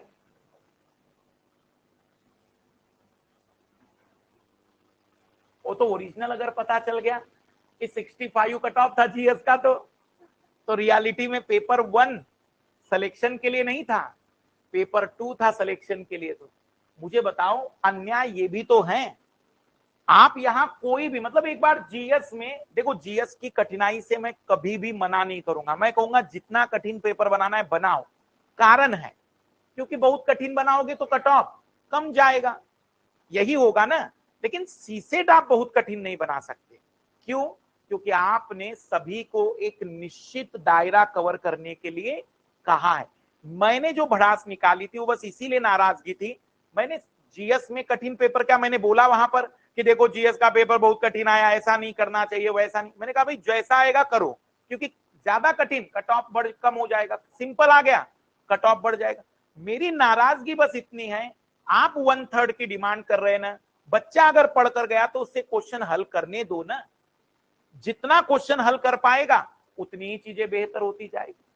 तो आज हम शुरुआत करते हैं, मैं सिलेबस लिखवा देता हूं ताकि कल सिलेबस नहीं लिखाएंगे। थोड़ी गर्मी सहन हो रही ना, अरे ऐसा ना करो, मैं मेरे पास ऐसा कुछ भी नहीं है, पंखा उधर है, मैं बहुत गर्मी सहन कर पा रहा हूं, थोड़ा सा दुख झेल लेते हैं, कर लेंगे ना।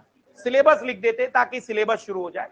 तो आइए कल मतलब मैं चाह रहा हूं कि डायरेक्ट कहानी की शुरुआत करेंगे। टाइटल डालिएगा पहले रीजनिंग।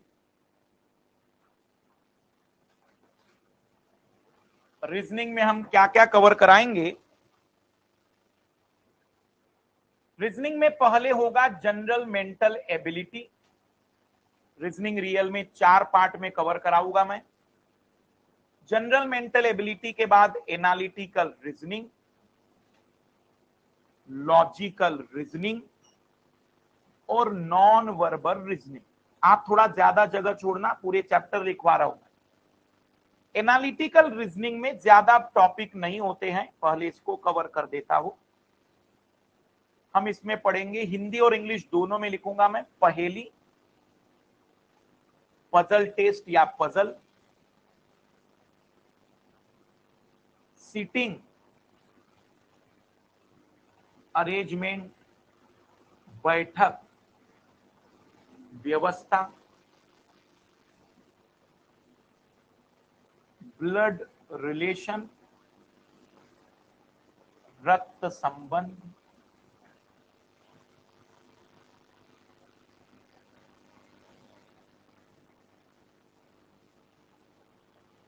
कंपेरेटिव स्टडी, तुलनात्मक अध्ययन, पांचवा हमेशा ही मिसलेनियस विविध, कुछ भी नया लगा हम पढ़ा दें। लॉजिकल रीजनिंग में भी 5 ही टॉपिक हमें पढ़ने होते हैं। सिलोजिज्म, इसको लॉजिक भी कहते हैं लोग, न्याय वाक्य, स्टेटमेंट एंड कंक्लूजन, कथन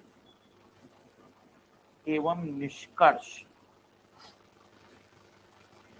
कथन एवं निष्कर्ष,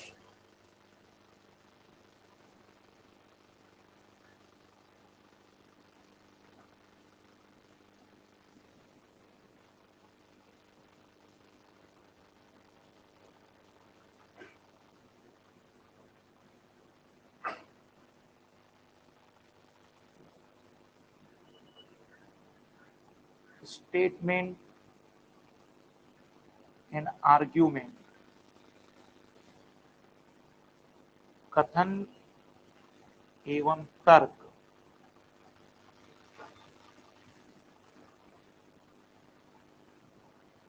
स्टेटमेंट एंड अजम्पशन, कथन एवं धारणा,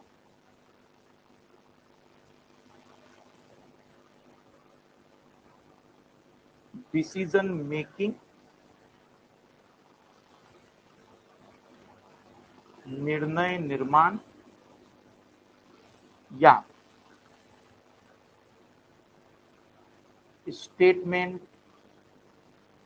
एंड कोर्स ऑफ एक्शन, कथन और कार्यवाही।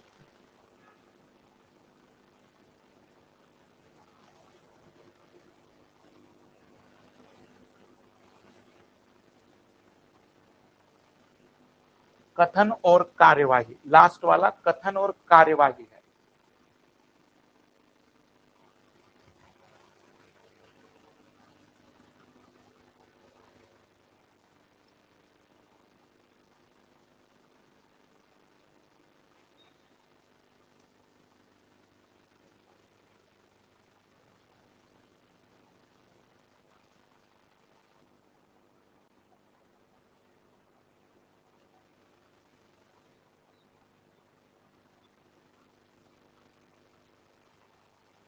अब हम लिख रहे हैं non verbal reasoning.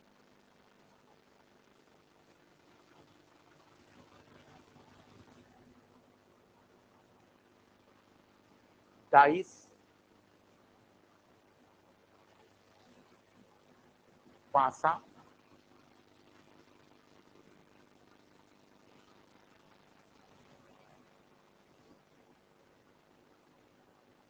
Counting of figure, चित्रों की गणना,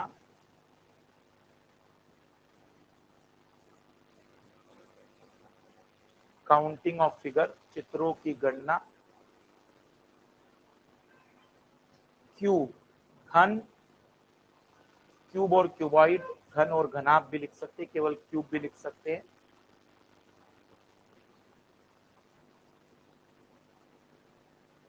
डायग्राम सीरीज,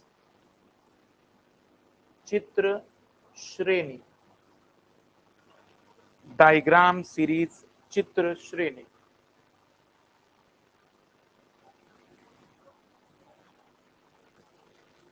दर्पण और जल प्रतिबिंब,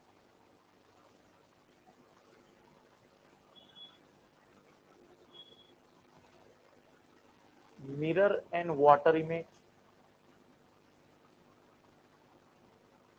कोई ना दिख रहा हो तो मुझे बताना। लास्ट में हमने लिखा है डिसीजन मेकिंग या statement in course of action, Hindi में निर्णय निर्माण या कथन एवं कार्यवाही। अब हमारा सबसे बड़ा सिलेबस जो रीजनिंग का है, जनरल मेंटल एबिलिटी, सामान्य बौद्धिक क्षमता, ये तो लिख लिया था ना, ये हो गया है ना, बस ये वाला केवल, इसको मैं मिटा रहा हूं। अब हम जनरल मेंटल एबिलिटी लिख रहे हैं।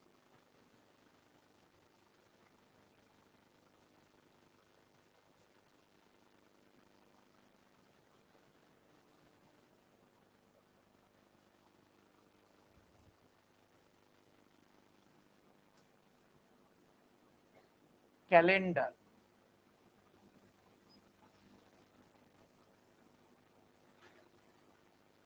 क्लॉक,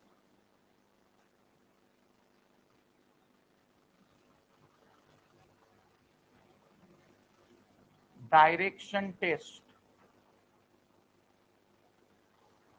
दिशा परीक्षण, कोडिंग डिकोडिंग, कूट भाषा,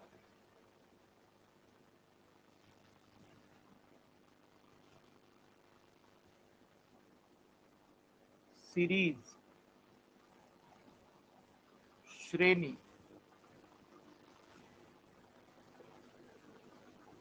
अरिथमेटिक रीजनिंग, अंक गणितीय तर्क शक्ति,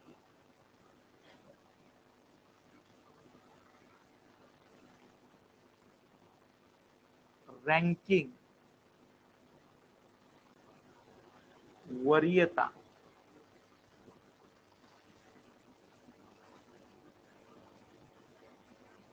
अल्फाबेट टेस्ट, अक्षर परीक्षण,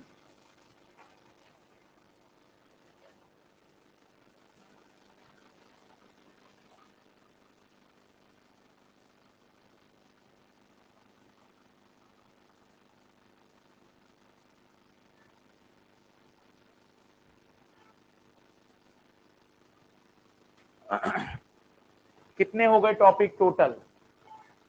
इसमें एक में 8 है, उधर 5, फिर लॉजिकल में 5, और यहाँ 1 2 3 4 5 24। लास्ट में लिख दीजिए मिसलेनियस, विविध, जो भी बच जाएगा उसमें कवर कर लेंगे। तो ये हमारा सिलेबस रहेगा। मिरर एंड वाटर इमेज, दर्पण और जल प्रतिबिंब, मिरर एंड वाटर इमेज, दर्पण और जल प्रतिबिंब, ये हमारा रीजनिंग है। अब आते हैं मैथमेटिक्स। क्या नहीं करना है वो भी सुन लीजिए। इनपुट आउटपुट एक टॉपिक होता है, कभी सुना हो, बैंकिंग में बड़ा आता है, हमारे सिलेबस में नहीं है। एलिजिबिलिटी टेस्ट, योग्यता परीक्षण, एक बड़ा सा सवाल पूछा जाता है बैंकिंग में, वो हमारे इसमें नहीं आता है। ऐसे कई सारे कंसेप्ट है, जैसे कि इनइक्वालिटीज, हमारे सिलेबस में नहीं आता है।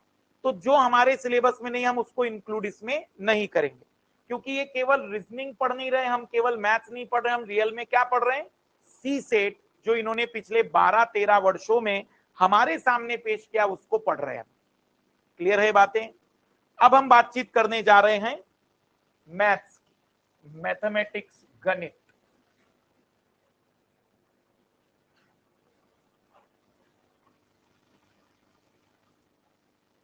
Number system,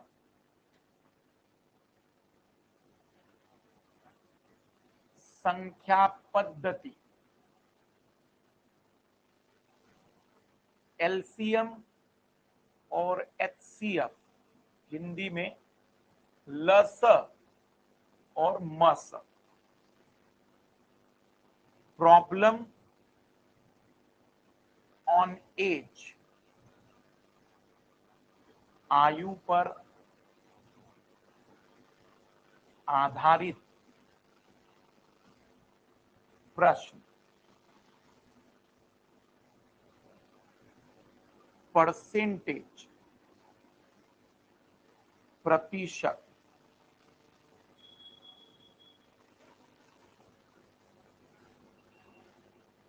average,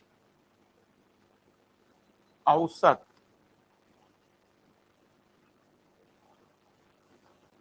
profit and loss, लाभ और हानि,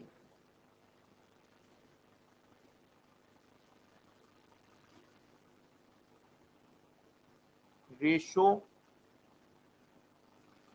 एंड प्रपोर्शन, अनुपात और समानुपात,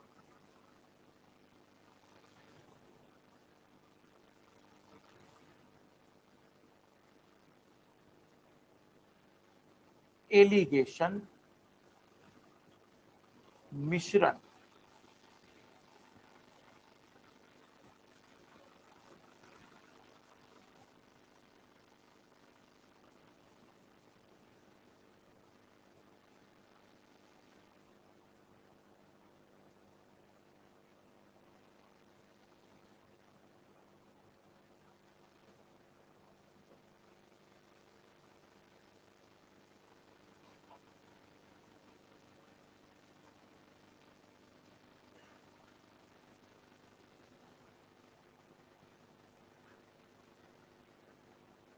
टाइम एंड वर्क, समय और कार्य,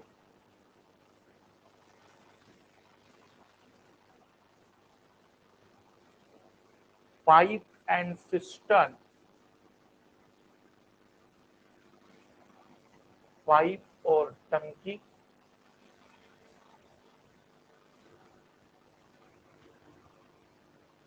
टाइम एंड डिस्टेंस, समय और दूरी,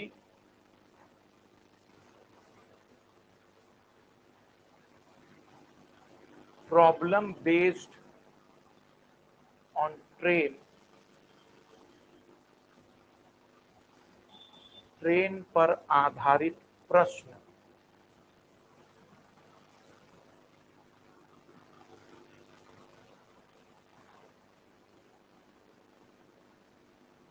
परमुटेशन एंड कॉम्बिनेशन, क्रमचय और संचय।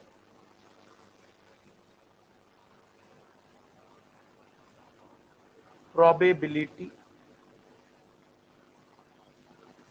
प्रायिकता,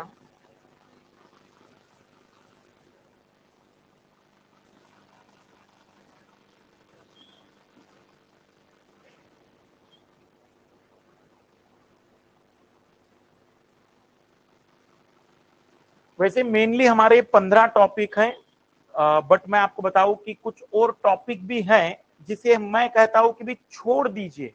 छोड़ इसलिए कह रहा हूं क्योंकि इतना बड़ा सिलेबस है उनका, जैसे मेंसुरेशन, एरिया और वॉल्यूम, अकेले इन दो टॉपिक के फार्मूले पूरे गणित के फार्मूले के बराबर है। 3 सवाल अभी तक इन 13 वर्षों में आए हैं। तो मैं कहूंगा कि अगर आपका मैथमेटिक्स बहुत अच्छा है तो हाथ डालिए, नहीं तो उसको स्किप करिए। सिंपल इंटरेस्ट और कंपाउंड इंटरेस्ट पीसीएस में बहुत आता है।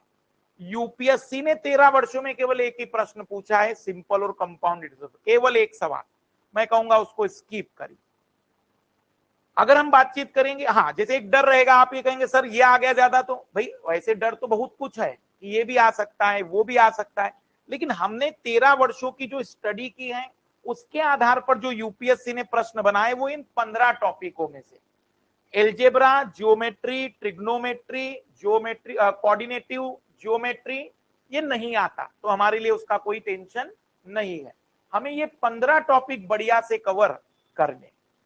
बाकी अगर आपकी श्रद्धा भक्ति रही तो और 2-4 टॉपिक मैं आपको बता दूंगा। वो डिपेंड करता है कि आप कितना मुझे झेल सकते हैं, क्योंकि मैं बैठा हूं भाई, मुझे क्या है, मुझे पढ़ाना है, और आपका मतलब मन, अभी पहला दिन है, 5वें 6वें दिन तक डेली लोग डाउट पूछेंगे, 10वें दिन में आधे लोग डाउट पूछेंगे, 20वें दिन के बाद कोई डाउट नहीं पूछता है। उसका कारण मैं इतना महान पढ़ा देता हूं नहीं, क्योंकि उसके बाद आप समझ जाते हैं कर लेंगे, कहां जा रहे हैं। तो कहने का अभिप्राय, 13 साल हो गए मुझे सीसेट को कंटिन्यू पढ़ाते हुए। 13 साल में एक सिंगल विद्यार्थी नहीं है मेरे पास जो 90 दिन तक मुझसे वादा करे कि सर 10 सवाल चेक करा के जाऊंगा। कईयों ने वादे किए। कुछ एक विद्यार्थी हैं जो शायद 41वें दिन तक चला गया था, बस 41, उसके बाद नहीं। तो आपके भी हैं, देख लेते ये अचीवमेंट। मैं भी याद रखूंगा विद्यार्थी को कि 90 दिन तक एक विद्यार्थी पूरे 10 सवाल चेक करवाए मुझसे। मैं भी जानना चाहता हूं कहां है वो, कौन है वो, ताकि वो अगर असफल हो तो मुझे पता चले कि सफलताएं फिर कैसे आती हैं। तो बस इतनी रिक्वेस्ट है, एक आखिरी सिलेबस देख लेते हैं हम डाटा इंटरप्रिटेशन का, डीआई।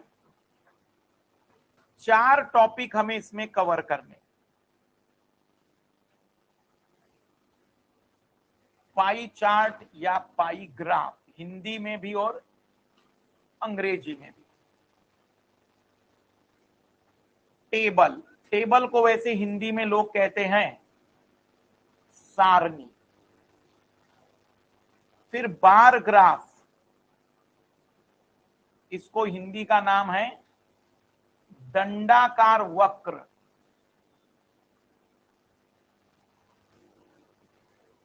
लाइन ग्राफ, रेखा वक्र। डीआई में हमें इन 4 टॉपिकों को कवर करना है। मोटे तौर पर 24 टॉपिक, 25 टॉपिक रीजनिंग के, 15 टॉपिक मैथ्स के और 4 टॉपिक डीआई के। मतलब टोटल अगर गिनने जाए तो 45 टॉपिक्स है, और हमारा जो सिलेबस है वो लगभग 120 घंटे का है। मतलब लगभग 60 कक्षाएं हम इसमें लेंगे, 50 से 60 कक्षाएं, तो 120 घंटे और 45 टॉपिक है। मैं आपको एक बात बता दूं कि जो शीट मैं आपको दूंगा उस शीट को जितना हल कर सकते हो करना। कोई किताब इसलिए मना करता हूं क्योंकि अधिकतर किताब वालों ने इधर उधर के सवाल लेकर उसे गंदा कर दिया है। प्रीवियस ईयर की जरूर पेपर लेना, क्योंकि प्रीवियस ईयर से हमें पता चलेगा कि हम कितने सच में हल कर पा रहे हैं कि नहीं कर पा रहे हैं। प्रीवियस ईयर पर ज्यादा फोकस रहेगा। कोई टेस्ट सीरीज में आपके नंबर अच्छे आ रहे हैं कि नहीं, मैं उसका जवाब दे इसलिए नहीं हो क्योंकि कई टेस्ट मैंने देखे जिन गधों को यह भी नहीं पता कि एलजेब्रा के सवाल यूपीएससी नहीं पूछती और 12-12 सवाल एलजेब्रा के डाल दिए। कुछ लोगों ने कोऑर्डिनेटिव जियोमेट्री और ट्रिग्नोमेट्री के सवाल टेन थीटा कॉस थीटा डाल दिया और फिर वो टेस्ट बना रहे हैं। तो ऐसे किसी गंदे टेस्ट को लेकर जाओगे तो मैं भी नाराज हो जाऊंगा और मैं कहूंगा भाई आपसे नहीं हो पाएगा। प्रीवियस ईयर की मैं जवाब दे हूं। आपके शीट को जो मैं तैयार कर रहा हूं उस शीट में मैंने क्या किया है मैं बता दे रहा हूं। मैंने उस शीट में 3 सोर्सेज अपनाए हैं। पहला यूपीएससी के प्रीवियस ईयर, दूसरा सीएपीएफ। आपने अगर देखा होगा यूपीएससी में 25 सवाल आते हैं हर साल, काफी अच्छे सवाल होते हैं सीएपीएफ के, और क्योंकि यूपीएससी बनाती है तो हमारी लगता है वही टीम है। फिर सीडीएस के सवाल भी काफी अच्छे होते हैं यूपीएससी में, काफी बढ़िया लेवल के सवाल बनते हैं, तो सीडीएस हुआ। और आखिरी सोर्स मैं उसमें यूज करता हूं अलग अलग जो पीसीएस हैं, जैसे UP PCS, Madhya Pradesh PCS, Rajasthan वालों के, तो इनसे जो अच्छे अच्छे सवाल मुझे चैप्टरों में मिल जाते मैं वो यूज करता हूं। इन 4 चीजों से मैंने वो प्रैक्टिस शीट बनाई है। उस प्रैक्टिस शीट में ओवरऑल अगर आप देखेंगे तो 2000 प्रश्न है। 2000 प्रश्न अगर आप पढ़ लेंगे तो आपको सीसेट में कहीं तकलीफ नहीं आएगी। अब एक सच बता रहा हूं, पूरे गणित में 6000 सवाल है बस। आप कहेंगे सर मार्केट में मैंने 12,000 सवालों की किताब देखी है। एक ही टाइप के 12 सवाल पूछने से वो टाइप बदल नहीं जाता है। भाई आप डाटा बदल रहे, रोहन की जगह सोहन लिख रहे, सोहन की जगह रमेश लिख रहे, तो उससे क्वेश्चन बढ़ गए लेकिन टाइप नहीं बदली। पूरे गणित में 6000 टाइप के सवाल है। इस 6000 टाइप को जो हल कर लेगा वो मुझे से लड़ सकता है। मतलब वो कह सकता है कि मास्टर से मत, मुझसे पढ़ो, क्योंकि मैंने 5000 ही किए। आप 6000 करिए, आप मुझसे बेहतर पढ़ा लेंगे, मुझसे बेहतर कर लेंगे। पर मैं आपको कह रहा हूं कि आप केवल 2000 प्रश्न करिए जिसमें बड़े मुश्किल से 500 टाइप के सवाल हैं। इतनी ही तैयारी करनी है। अगर आप मुझसे कहे सर मुझे गणित का विशेषज्ञ बनना है, तो मैं आपको किताबें बता देता हूं, आप उन्हें कर सकते हैं। सबसे बढ़िया गणित की जो किताब मुझे अभी तक लगी है, जिसको मैं आज भी हल करना पसंद करता हूं, तो कैट के जमाने में जब हम पढ़ाते थे आईआईएम वालों को, तो एक क्वांटम कैट नाम से गणित की किताब आती है, सर्वेश कुमार वर्मा जी, मुझे बहुत अच्छी लगती है। फिर पूरे जाने माने गणितज्ञ थे जिनके कस्में खाई जाती हैं, जो एसएससी बाकी सब जगह चलते हैं। उसके बाद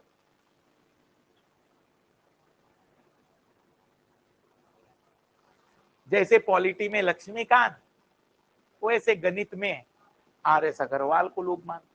पर एक और आते हैं गुप्ता साहब को, आरडी गुप्ता, नहीं सुना, कोई बात नहीं, इनको ही सुन लीजिएगा। ये गणित की किताबें हैं, पर वे विद्यार्थी हल करें जिन्हें भविष्य में लगता है कि सर मुद्राएं तैयारी में से ज्यादा या सिलेक्शन के बाद आपके फील्ड में है, तो आप अगर इधर आना चाहते तो ये फाइट करके आइए। मैं खुलकर इसलिए बता रहा हूं, मैं चाहता हूं कि बच्चे और अच्छे शिक्षक के रूप में निकल कर आ जाएंगे तो और अच्छे शिक्षक भारत को मिलेंगे। गणित अगर आपको तैयार करना, रीजनिंग अगर आपको तैयार करना है, तो वैसे एक ही बढ़िया किताब, काफी मोटी है, 800-1000 पेज की किताब कर दी अब तो, आरएस अग्रवाल। एक और आती है इस बार के जो मैथमेटिक्स और रीजनिंग के सवाल, एक सवाल आया था इस बार, ए अगर सच बोलेगा तो बी झूठ बोलता है, ऐसा सवाल देखा था, अरुण शर्मा से कट पेस्ट किया हुआ है, एज इट इज उठा के लिया हुआ। अरुण शर्मा जी कभी सीसेट के लिए किताबें लिखते नहीं थे, वो तो बाद में इधर आए, कैट के लिए जाने जाते थे, तो उनकी किताब में से कट पेस्ट किया गया। तो अरुण शर्मा जी की किताब है, आरएस अग्रवाल जी की किताब है रीजनिंग में मास्टर बनने के लिए। बाकी पास होने के लिए मेरी क्लास और जो प्रैक्टिस शीट में आपको उपलब्ध कराऊंगा, वो 2 चीजें आप ईमानदारी से करिएगा। ईमानदारी का मतलब, मेरी प्रैक्टिस शीट जैसे परसेंटेज टॉपिक में दूंगा, उसमें 60 प्रश्न है, आप मत करना 60, लेकिन एटलीस्ट 30-40 क्वेश्चन उसमें से कर लेना। मैं हर शीट का एक टाइम दे दूंगा। जैसे अभी हम नंबर सिस्टम शुरू करेंगे या रीजनिंग में शुरुआत करेंगे, मान लेते हैं कि कैलेंडर या डाइस की, तो मैं आपको एक शीट, जैसे अभी तो शीट पूरी पब्लिश करके किताब फॉर्म में दे दे रहा हूं ताकि एक बार में सब मिल जाए। अगर वो पब्लिश में टाइम लगता है, मैंने आज पूछा तो उन्होंने कहा कि 14-15 अगस्त तक वो किताब आ जाएगी तो आपको मिल जाएगी। तो मैं चाहूंगा तब तक वेट नहीं करेंगे, तब तक हम क्या करेंगे कि आपको शीट दे देंगे 2-3 दिनों के लिए, उस शीट को आप सॉल्व करेंगे। तो मैं जिस दिन चैप्टर खत्म हुआ, मान लेते परसेंटेज खत्म होता है पहला टॉपिक हमारा 10 दिन में, तो फिर मैं आपको बता दूंगा कि अब 2 दिनों के बाद इसके जितने डाउट आपके शीट में है आप मुझसे क्लास में पूछ लेना। उससे फायदा क्या होगा कि कुछ लोगों के कॉमन डाउट रहेंगे तो पूरे हल हो जाएंगे। तो शीट को मैं डिक्लेयर कर दूंगा। वैसे मैंने ये पूरे 13 साल किया है, पर किसी ने 4 चैप्टर के बाद डाउट ही नहीं पूछे, क्योंकि टाइम नहीं मिलता बेचारे के पास, उसको भारत और रूस यूक्रेन के संबंध भी तो देखने पड़ते हैं। इसलिए प्रयास करिएगा एटलीस्ट 10 टॉपिक तो ही मेरे साथ आपके हल हो जाए। फिर बाद में आप कहेंगे कि सर लास्ट में अगर मेरा बाद में हल हो जाएगा फिर डाउट आएंगे, तो उसकी कोई गारंटी नहीं है। कक्षा कक्षा के साथ और कक्षा के साथ है, कक्षा के बाद नहीं है मास्टर की जवाबदेही था। इसलिए कोशिश करिएगा कि इन 3 महीनों में जीवन के दुख दूर हो जाए, ज्यादा बेहतर होगा। क्योंकि फिर मैं दूसरी जगह दूसरी क्लास ले रहा होगा, आप आएंगे डाउट पूछने, 4 दिन आएंगे, फिर कहेंगे सर बताइए इतने एरोगेंट हो गए मास्टर, 4-4 दिन मेरे डाउट नहीं ले रहा है। भाई क्या करे, मजदूर है मास्टर, जहां आदेश आता है वहां गया, पढ़ाया, बाहर निकल गए। मजदूरों की जिंदगी ऐसी होती है। इसलिए आप ये गारंटी ना सोचिएगा, पर 3 महीने आप मुझसे सवाल पूछेंगे और मैं आपको जवाब दूंगा, उसकी मेरी अपनी जवाबदेहिता, अकाउंटेबिलिटी रहे। अभी कोई भी किसी भी प्रकार का दुख जीवन में हो, एक लाल कह रहा है ऑनलाइन में कि सर बस हमें भी ऐसा ही मजदूर बनना है, भगवान आपकी कामना पूरी करे। कोई भी डाउट अभी आपको लग रहा हो किसी भी प्रकार का, सी सेट से अभी फिलहाल में, क्योंकि अभी मैं सी सेट का शिक्षक हूं तो मैं केवल उसी भूमिका में हूं, भले ही ठीक है सभी विषय मास्टर पढ़ा देता है, लेकिन जो विषय पढ़ाता हूं मैं उसी के रूप में आता हूं। मतलब बाहर निकलने से पहले अपने अंदर प्रवेश कराता हूं मैं और फिर अंदर आता हूं। कोई भी दुख नहीं है, ये तो हो नहीं सकता। ठीक है गर्मी है थोड़ी ज्यादा, और क्या है। हाँ हाँ, प्रैक्टिस देखो 3 महीने के बाद भी रहती है, चीजें रहती, बस इतना रहेगा। जैसे मान लो आप आए तो मैं बाहर, आप नाम लिखवा दीजिएगा, वो मुझे बता देंगे कि सर बच्चों के डाउट है, मैं उनको एक डेट दे दूंगा कि सैटरडे 12 से 2 में मैं यहाँ बैठ जाऊंगा, जिनको डाउट हो पूछ लेना। ऐसा होता है, पर डेली मैं मतलब रहूंगा नहीं, पर यहाँ डेली रहूंगा अभी मंडे टू फ्राइडे आपके साथ। और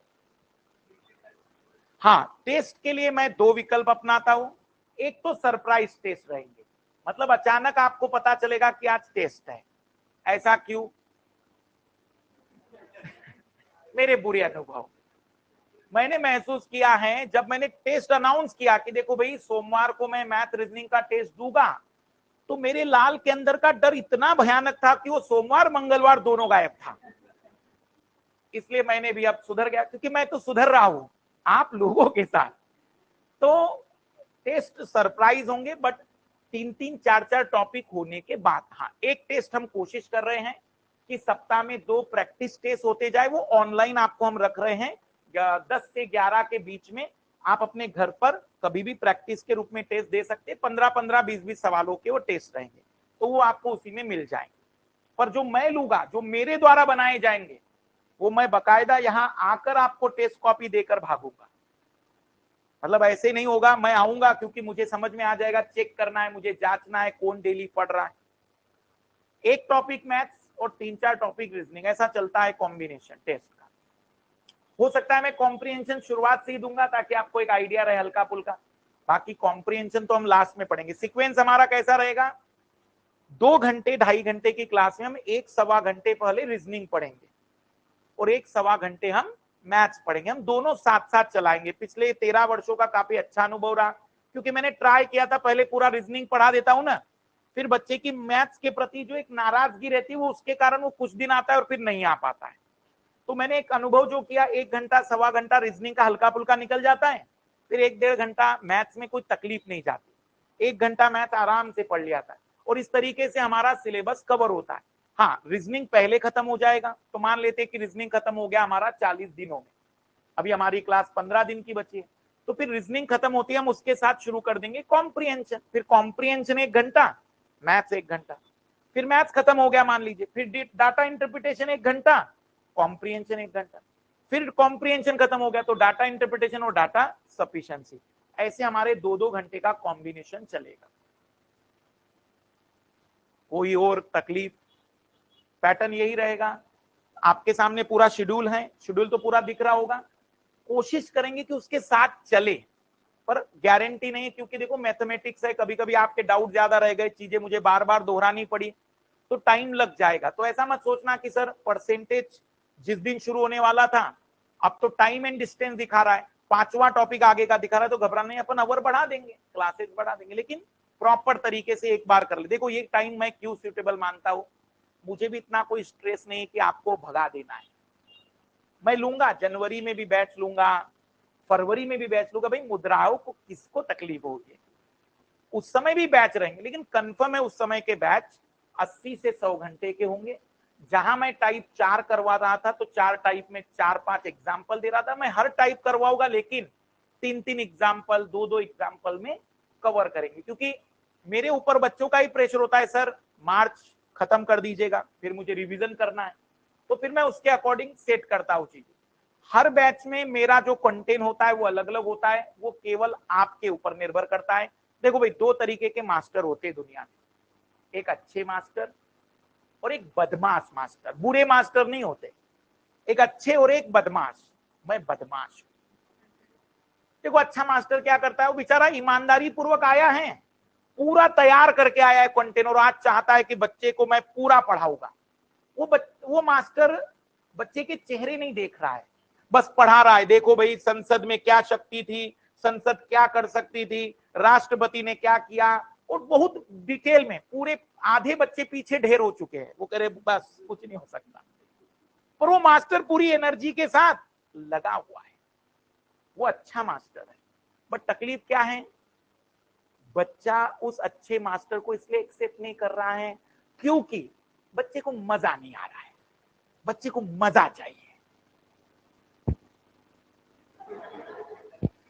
मैं हूं बदमाश मास्टर। मैं क्या करता हूं, टॉपिक पढ़ाते समय हमेशा मेरी चेहरा, मतलब एक्सरे समझना, मेरी आंखें बिल्कुल, मैं देखते चलूंगा कहां झेल रहा है, कहां झेल रहा है। जैसे लगा कि नहीं उल्टी कर रहा है, मैं सवाल रोक दूंगा और मैं कहूंगा कि बस इससे ऊपर हम इसको लेकर नहीं जाएंगे, नहीं तो ये नीचे उतर कर कहेगा क्या पढ़ाता है किसको पता, भाई समझ में नहीं आया। इसलिए आप देखना मेरी कक्षा के बाद बच्चा जब बाहर निकलेगा मजा आ गया। क्यों मजा इसलिए आया, क्योंकि मैंने जांच लिया था कि यही तक, बस यही बदमाश जो इतने सफल मास्टर तुम्हें दिख रहे हैं ना, बस उनकी खासियत एक ही है, वो चेक करते रहते हैं कि झेल पा रहा है कि नहीं झेल पा रहा। क्यों, देखो पूरा ज्ञान अर्जुन को ही मिल सकता है, बाकी लोगों को पूरा ज्ञान संभव नहीं देना, क्योंकि वो ज्ञान प्राप्त करके भी उल्टिया ही करेगा, ओवरडोज है ना वो। ज्ञान के पचने की भी हर एक की अपनी अपनी कैपेसिटी है। भाई कोई व्यक्ति 4 पिज्जा खा लेता है फिर भी कहता है और एक लाओ, और कोई व्यक्ति आधे पिज्जे में कहता है जीवन का आनंद यही खत्म हो गया। बस ज्ञान भी वैसा ही है, हर एक की अपनी अपनी कैपेसिटी। मैं आपको अगर कंटिन्यू पढ़ाना शुरू करूं सुबह 6 बजे और देखा जाए कितने लोग कितना झेल पाते, मैं सुबह 6 बजे से लेकर अगले 6 बजे 24 घंटे का टारगेट लेकर रखूं, जिस विद्यार्थी का सेचुरेशन हो गया वो निकलता जाए। हो सकता है 24वें घंटे पर 3-4 लोग और मैं अकेला बैठा हुआ, तो मैं थोड़ा बदमाश इसलिए हूं क्योंकि मैं चेक करूंगा। तो आप ये मत सोचना कि सर ने गणित में यही तक क्यों पढ़ाया, क्योंकि वो शायद आपकी कक्षा की लेवल थी। तो पहले दूसरे चैप्टरों में क्या करना, ना भी समझ में आए तो भी बहुत बढ़िया, क्या अच्छा लग रहा है, ताकि मुझे कॉन्फिडेंस रहे कि मैं और इसको गहराई में पढ़ाऊं और कठिन सवाल पूछूं। पर पहले दूसरे दिन अगर आपने ऐसा कर दिया तो फिर मैं कुछ नहीं करूंगा, लेवल चेंज, समझ जाऊंगा ये मानक है। कोई भी मास्टर, जितने अच्छे मतलब मास्टर है जिनको बदमाश मास्टर मैं कहता हूं, उनके 4 दिन की क्लास अच्छे से गुजारो, ऐसे गुजारो कि हेलमेट पहने हुए, मास्टर को समझ में ही ना आए कि खुश हूं कि दुखी हूं। उसका मतलब मास्टर जितना पढ़ के आया और मास्टर की जितनी औकात है वो दिखा दे क्लास। पर अगर तुमने अपनी औकात दिखा दी तो मास्टर लिमिट बांध देगा। तो मैं खुलकर ये बता रहा हूं कि सारा खेल आप कितना मुझसे प्राप्त करना चाहते हो, सब कुछ आप पर डिपेंड है। आजकल ऑनलाइन के कारण चीजें थोड़ी अच्छी हो गई है, मुझे दिखता नहीं कि उसको समझ में आया कि नहीं आया, इसलिए मैं सब पढ़ा देता हूं। इसलिए कभी ऐसा होता है कि बच्चा कहता है कि किसको पता समझ में नहीं आ रहा, लेकिन ऑफलाइन में मैं चेहरे देखते रहता हूं तो मुझे पता चल जाएगा कहां तकलीफ आ रही है, कौन तकलीफ में है, और भीड़ के अकॉर्डिंग मैं निर्णय लेते रहूंगा। तो आप कितना गहराई में चाहते हैं, यह आपकी क्षमता है। मैं सब कुछ पढ़ाना चाहता हूं, तो हम कोशिश करेंगे कि अब सारी चीजें बेहतर हो सके। आज कक्षा इसलिए समाप्त कर रहे 15-20 मिनट पहले कि थोड़ा गर्मी है। कल हम पहला टॉपिक शुरू करेंगे रीजनिंग में कैलेंडर, और मैथ्स में पहला टॉपिक स्टार्ट करेंगे नंबर सिस्टम, क्योंकि बहुत बड़ा है और बहुत दिनों तक चलेगा, तो क्लासेस में कंटिन्यू चलता रहेगा। आप इसको तैयार करके रखिएगा। तैयार मतलब सिलेबस को अपनी कॉपी 2 बनाएंगे, 2 कॉपियां, मैथ्स की अलग और रीजनिंग की अलग। अगर एक ही रखना है तो एक तरफ से मैथ्स लिखना, दूसरी तरफ से रीजनिंग लिखना। वो मत करना कि रीजनिंग फिर मैथ, रीजनिंग फिर मैथ, 2 महीने बाद खुद ही समझ में नहीं आएगा कहां रीजनिंग था और कहां मैथ। तो आप 2 कॉपियां बनाए तो बेस्ट है, नहीं बना सकते तो एक तरफ से रीजनिंग लिखना और पीछे से मैथ्स, कोई दिक्कत नहीं मुझे। तो हमारी मुलाकात होगी फिर कल इसी समय पर, इसी जगह पर, वातानुकूलित वातावरण में। ठीक है, सभी को बेस्ट ऑफ लक, बाय।